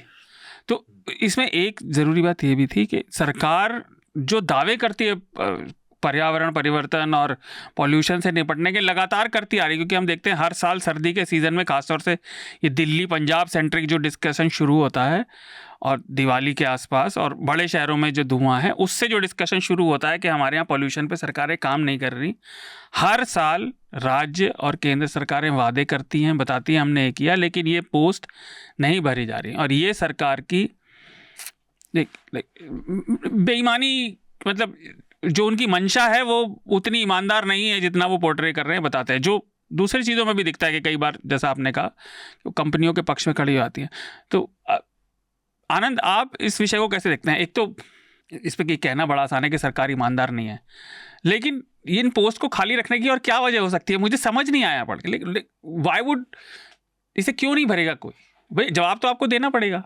ये कोई नौकरी की स्कीम नहीं हो सकती है, ये टॉप लेवल अपॉइंटमेंट्स हैं, कुछ चुनिंदा पोस्ट ही हैं, तो ये कोई मास रिक्रूटमेंट का तो नहीं। आप ये कह सकते हैं कि ऊपर की जगह खाली होंगी फिर ये रहेंगे, तो टॉप बॉटम इफेक्ट जिसको बोलते हैं वो अलग बात है, लेकिन मैं इसे नौकरी से नहीं जोड़ूंगा जी। लेकिन और जैसे कि कई बार बोला जाता है, जैसे उच्च सरकारी सेवाएं जैसे IAS IPS में भी अंडर स्टाफिंग का उसके कारण कुछ और होते हैं, और वो मतलब कम पोस्ट्स हैं, उसको रिक्रूटमेंट ड्राइव और एम्प्लॉयमेंट पॉलिसी से नहीं जोड़ सकते। ये है कि प्रायोरिटीज़ का ये ज़्यादा जो है क्राइसिस है कि प्राथमिकताएं क्या हैं सरकार की, और जो पर्यावरण पर और प्रदूषण नियंत्रण पर कितनी जो है सतर्क है, कितनी रिस्पॉन्सिव है। तो ये क्राइसिस ज़्यादा इसकी है। और चूँकि अब कई बार ये पोस्ट्स क्या होते हैं कि जो पॉलिटिकल पार्टी पावर में है उस राज्य में, तो उसको वो जो है जो पैट्रोनेज सिस्टम में और जो ब्यूरोक्रेटिक अपॉइंटमेंट नहीं हुआ, पॉलिटिकल अपॉइंटमेंट जो इसमें हो सकता है, तो अपने इधर उधर के लोगों को कोऑपरेटिव्स में सेट कर देती हैं, बोर्ड्स में सेट कर देती हैं, ये कर देती हैं, लेकिन वो भी इंसेंटिव नहीं बना इन लोगों के लिए इन बोर्ड्स को भरना, जबकि और NGT वगैरह का स्टैट्यूटरी रिक्वायरमेंट होने के बावजूद भी। तो ये एक चिंता का विषय है और इससे अधिक मुझे इस पर ज़्यादा पता जी नहीं जी। है। तो मैं श्रोताओं के लिए एक बात रखता हूँ, फिर स्मिता का आखिरी स्टेटमेंट ले लेंगे और इस विषय को समाप्त करेंगे। तो जो CPCB हैं और जो स्टेट पोल्यूशन बोर्ड हैं, ये 1974 का कानून था जिसमें सबसे पहले केवल पानी की जांच होती थी, हवा की जांच होती भी नहीं थी, और जैसे आपने सॉइल का बताया वो तो और अभी भी नहीं है। Prevention and control of pollution act है ये 1974 का। और फिर 90 के दशक में आके इसमें ये भी जोड़ दिया गया कि पानी की गुणवत्ता और पानी की सप्लाई कोई नहीं, वो हवा की जांच भी करेगा कि वो वायु में प्रदूषण कितना है। और उसके बाद से इसमें छोटे छोटे रिफॉर्म हुए, लेकिन कुछ ज़्यादा नहीं। बाद में इसमें हैजर्डस लाइक कूड़ा, वो सॉलिड वेस्ट और न्यूक्लियर वेस्ट जो बाद में इंपोर्ट होनी शुरू हुई, और पब्लिक में जो लिक्विड और सॉलिड कूड़ा है, ये सब आना शुरू हुआ। एक चीज़ और जो उन दोनों राज्यों का नाम लेना मैं भूल गया था, नागालैंड और अरुणाचल प्रदेश ऐसे राज्य हैं जहां पोस्ट खाली नहीं है। और जैसा आपने बताया, तो वो छोटी सी चीज़, अधिकतर पोल्यूशन कंट्रोल बोर्ड्स में 2 तरह के पोस्ट होते हैं, एक तो एडमिनिस्ट्रेटिव और दूसरा जो साइंटिफिक कैटेगरी, क्योंकि उसके लिए सैंपल कलेक्शन और उनकी जांच ठीक से हो लैब्स में, तो इन 2 तरह के वहाँ पे डिपार्टमेंट्स हैं। तो ये जानकारी थी। स्मिता, आप अगर कुछ कहना चाहती हो इस विषय पर? नहीं, मैं बस इतना सा कहूंगी कि ये ना 2-3 चीजें जो भारत में देखने को मिलती हैं, एक जिसका हम जिक्र काफी पहले एपिसोड्स में हम बहुत बारी कर चुके हैं कि हमारी जो मानसिकता है प्रदूषण को लेकर, पर्यावरण को लेकर, वो रिएक्टिव है, इवेंट बेस्ड है। हम अभी भी उसे उस गंभीरता से नहीं ले रहे हैं, भले ही वो सिविल सोसाइटी हो, हमारी एडमिनिस्ट्रेटिव अथॉरिटीज हो, या हमारी राजनीतिक जो पार्टियां हैं और नेतृत्व हो, कि वो अगर तो बाढ़ में लोग मर रहे हैं तो हम उसकी बात कर रहे हैं। अगर प्रदूषण से, देखिए आज इंडिया में जो सबसे बड़े साइलेंट किलर्स हैं वो डायबिटीज हैं और एयर पोल्यूशन है, लेकिन फिर भी ये मुद्दे वो मुद्दे नहीं हैं जिनको लेकर चुनावों में लोग ये तय करते हैं कि आखिर किस पर हम वोट दें, किसको हम चुने। तो ये कहीं ना कहीं उसका एक लार्जर रिफ्लेक्शन है जो गवर्नेंस वैक्यूम्स नजर आती हैं। जिस तरह से हृदय ने जिक्र किया कि इंफॉर्मेशन कमिश्नर्स का भी वही हाल है। RTI एक इतने मजबूत टूल के तौर पर आया था लोगों के लिए चीफ इंफॉर्मेशन कमिश्नर के ऑफिस को आपने कमजोर जिस तरीके से करा हुआ है, वैकेंसीज इतनी हैं, जो खाली स्थान है, रिक्त पड़े हुए हैं, उनको आप भर नहीं रहे हैं। वो ह्यूमन राइट्स कमीशन में भी मुझे लगता है ऐसा ही हाल देखने को मिलता है। तो मुझे ये विदेश को मुझे लगता है कि अगर वो थोड़ा सा दर्शकों को ब्रीफली ये बता सके कि अगर ये पद भरे जाते हैं तो उससे क्या डिफरेंस पड़ता है, ये लोगों को समझना बहुत जरूरी है। कि एक तो होता है ना एटीट्यूड चलता है, ठीक है चलो वेकेंट है तो क्या है, ये सारे ज्यादातर जो संगठन है वो टूथलेस हैं, एनजीटी भी ज्यादातर जो है टूथलेस ही नजर आती है। बहुत बारी कुछ अगर ऑर्डर्स पास भी होते हैं तो वो मुकम्मल होता है, इंप्लीमेंट होता है, नहीं नजर आता है। तो क्यों इन पदों को भरा जाना जरूरी है, ये अगर विदेश जरा ब्रीफली दर्शकों को समझा सके, क्योंकि एक लार्जर गवर्नेंस जो है ना ये वीकनिंग है और फेलियर है हमारी है। इन पदों को भरा जाने के साथ, जैसे मैंने पहले कहा, ये भी ज़रूरी है कि उस काम को इफेक्टिवली किया जाए। जैसे एयर पोल्यूशन को रोकने के लिए, एयर पोल्यूशन को काबू करने के लिए नेशनल क्लीन एयर प्रोग्राम 2019 में आया जनवरी से, और आज उसे करीब 5 साल से ऊपर का वक्त हो गया है। उसमें 2 प्रॉब्लम है। पहला तो ये कि वो कानून जो है वो ज़्यादा पीनल पावर्स नहीं देता है सीपीसीबी के लोगों को। वो कानून रिकमेंडेशंस करता है, निगरानी रखता है। तो निगरानी रखने के लेवल पर, जैसे हम दिल्ली के बहुत करीब चले जाएं, मिलेनियम सिटी कहते हैं Gurgaon, it is one of the most polluted. कुछ दिनों में ऐसा होता है दुनिया का सबसे पोल्यूटेड शहर होता है और चमकता हुआ शहर है, राइट। और बरसात में उसका तो खैर वो तो इंफ्रास्ट्रक्चर का मामला है कि अर्बन इंफ्रास्ट्रक्चर उसका किस तरह, नदी आ जाती है, ठीक है। तो ये बात है। तो ये इसलिए स्मिता ज़रूरी है इन पदों पर ज़्यादा लोगों का जितना हो सकता है होना। वो ये कि आपके पास आईज और ईयर्स जो होता है वो मौजूद हैं, लेकिन वो पर्याप्त नहीं है। वो पर्याप्त नहीं है जब तक, जैसे मैंने एनसीएबी की बात की, नेशनल क्लीन एयर प्रोग्राम, जो 131 शहरों को कवर करता है अभी की डेट में। लेकिन जब तक आपके बिजली घर जो हैं वो ऐसे नहीं होंगे जिनमें हजार्डस गैसों को रोकने की टेक्नोलॉजी आप लगाने के लिए उन्हें मजबूर नहीं करेंगे, जब तक कि पीनल प्रोविजंस ऐसे नहीं होंगे, जब तक कि अभी आप देखिए, मैं एनसीआर में आप कहीं भी चले जाइए, रात के वक्त टायर जलाते हैं क्योंकि उसको डिस्कार्ड करना सबसे काम था। तो पुलिस थानों के पास आपको टायर जलने के विजुअल्स मिल जाएंगे रात को। तो पुलिस अपने आंखों के सामने देख रही है ना। तो जो बात आनंद ने कही कि लोग अगर आप रख भी लेंगे, और जो मैं कह रहा हूं, और अगर उसकी पालना नहीं हो रही है कानून की, तो फिर क्या फायदा उन लोगों के रखने का। तो इसका मतलब ये नहीं कि लोग रखे नहीं जाने चाहिए, लेकिन फिर लोग कहते हैं कि लोग कम है हमारे पास। अपने सामने आप अपराध होते हुए देख रहे हो इतना बड़ा कि सबसे गंदी गैसेस निकलती हैं उनके जलने से। तो जब कूड़े को निस्तारण की व्यवस्था जो है, सॉलिड वेस्ट मैनेजमेंट जो है, उसके लिए भी कानून नहीं है। तो आपने जो कहा उसमें यही है कि अगर हो तो बहुत अच्छा है, लेकिन जितने हैं, और जैसी बात कही गई कि पॉलिटिकल वो ना हो, मैंने देखा इस बात को जो आनंद ने कही कि टॉप लेवल पर जो सीपीसीबी के लोग होते हैं बहुत पॉलिटिकली अपॉइंटी भी होते हैं, तो उसका असर भी डाउन अपॉइंटमेंट होता है, वो पड़ता है। लेकिन जो बात अभी हम कह रहे थे, उसमें एक आखिरी बात मैं जोड़ूं कि अगर आप बिहार में जाएं, और जो हमने डॉक्यूमेंट्री की थी उसमें दिखाया था, तो ये आपके ह्यूमन रिसोर्स को भी क्रिपल कर रहा है। हेल्थ बर्डन तो बढ़ा ही रहा है।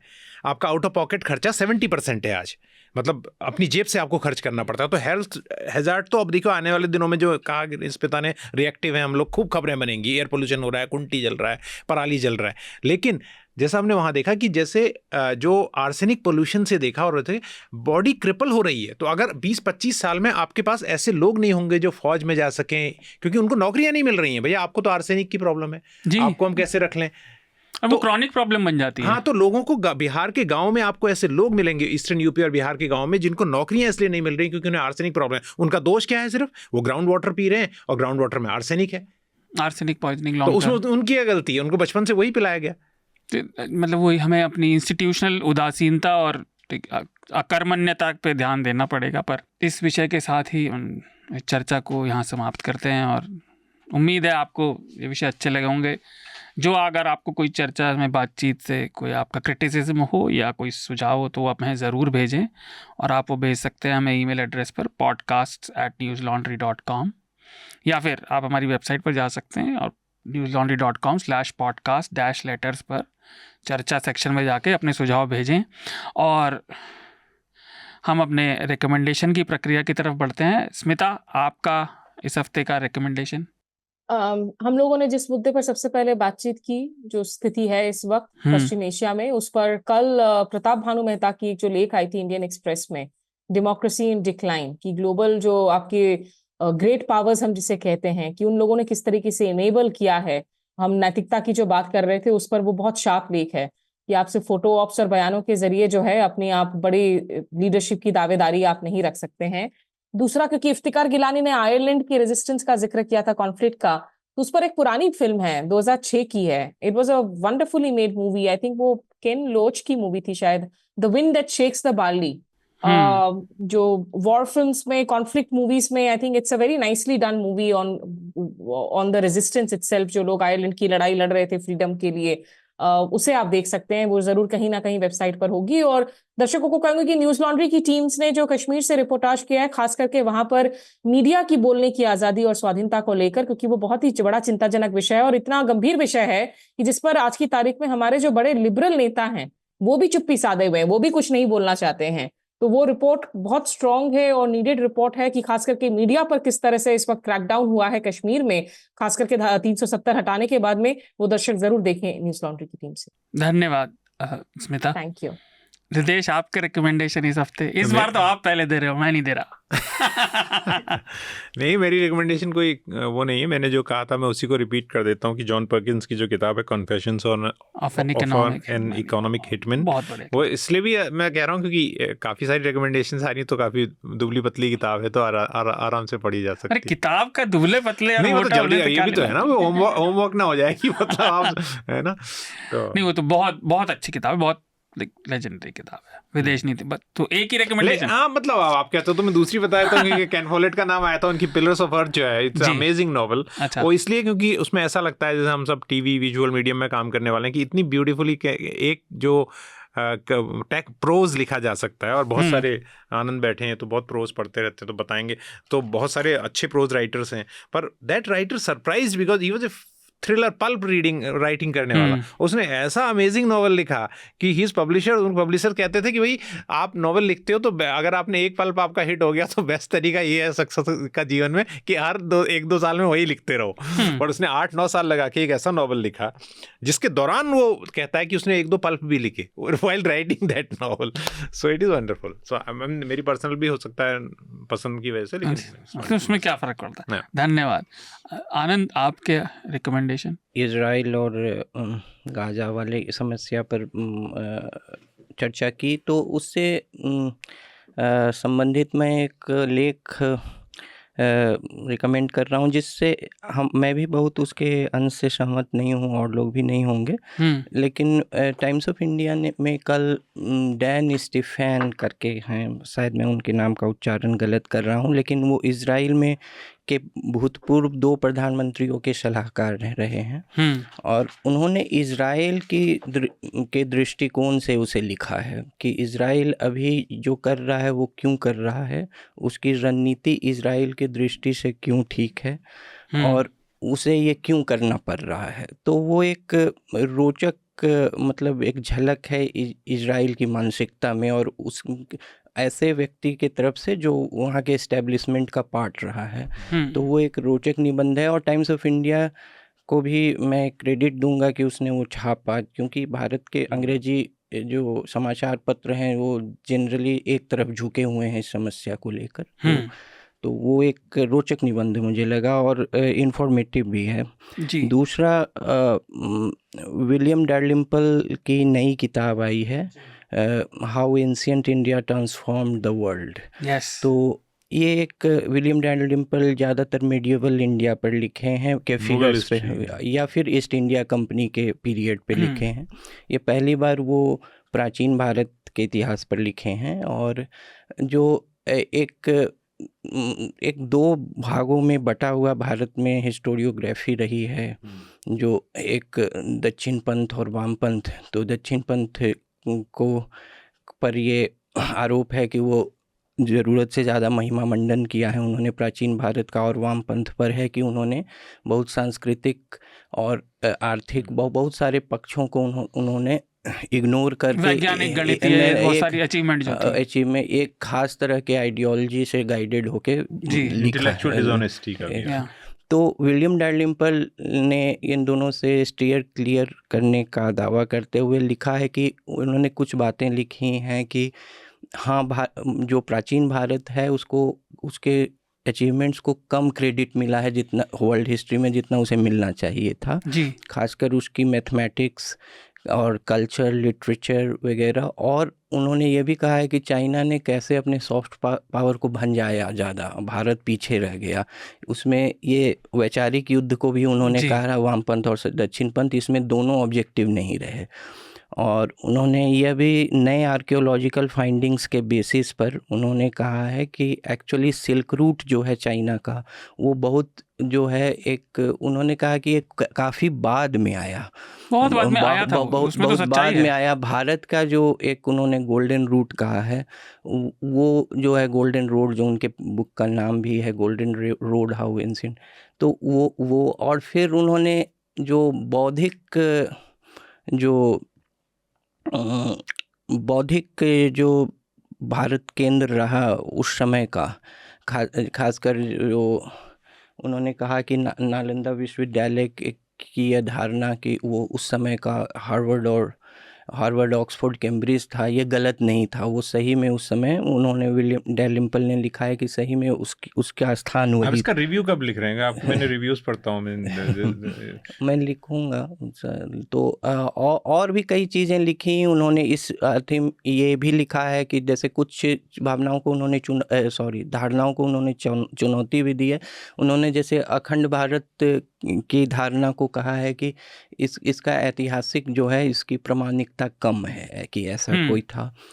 लेकिन भारत के जो बौद्धिक और वाणिज्यिक और सांस्कृतिक, इन सब अचीवमेंट्स को उन्होंने फिर से एक तरह से रीइंस्टेट किया, कहा कि ये बहुत सफ़र किया है भारत सॉफ्ट पावर में एक्चुअली बहुत ज़्यादा कहते हैं। तो जी, मैं 2009 में चाइना गया था, जो बात उन्होंने याद दिलाई, और बिल्कुल ये सही बात है, मैं सहमत हूँ। जो सॉफ्ट पावर भारत की ऐसी है, मैं उसका लिंक अगर शेयर कर सकूं और अगर आप कोई देखना चाहे, वो वीडियो है। मैं अब ये अजीब सी बात है कि मैं अपने ही उसका कह रहा हूँ, तो कोई बात ही नहीं हो सकती। उस वीडियो में चाइनीज लड़कियां आनंद जो हैं, वो न केवल भरतनाट्यम कर रही हैं, न केवल इंडियन क्लासिकल कर रही हैं, न केवल वो उनको एक गाना, बल्कि उस प्रोग्राम की एंड होती है जो उसके बोल वो भूल गए थे, कहीं दूर जब दिन ढल जाए, और फिर मैंने उनके लिए, जो कि मैं बहुत बेसुरा गायक हूँ, थोड़ा सा गा के उनको मदद की थी उनके बोल याद दिलाने के लिए। और उन्होंने गांधी का जो वैष्णव जन, जो गांधी का प्रिय भजन था, गांधी का लिखा हुआ नहीं, गांधी का प्रिय भजन वैष्णव जन, वो गाया, और ये सब उस वीडियो में है।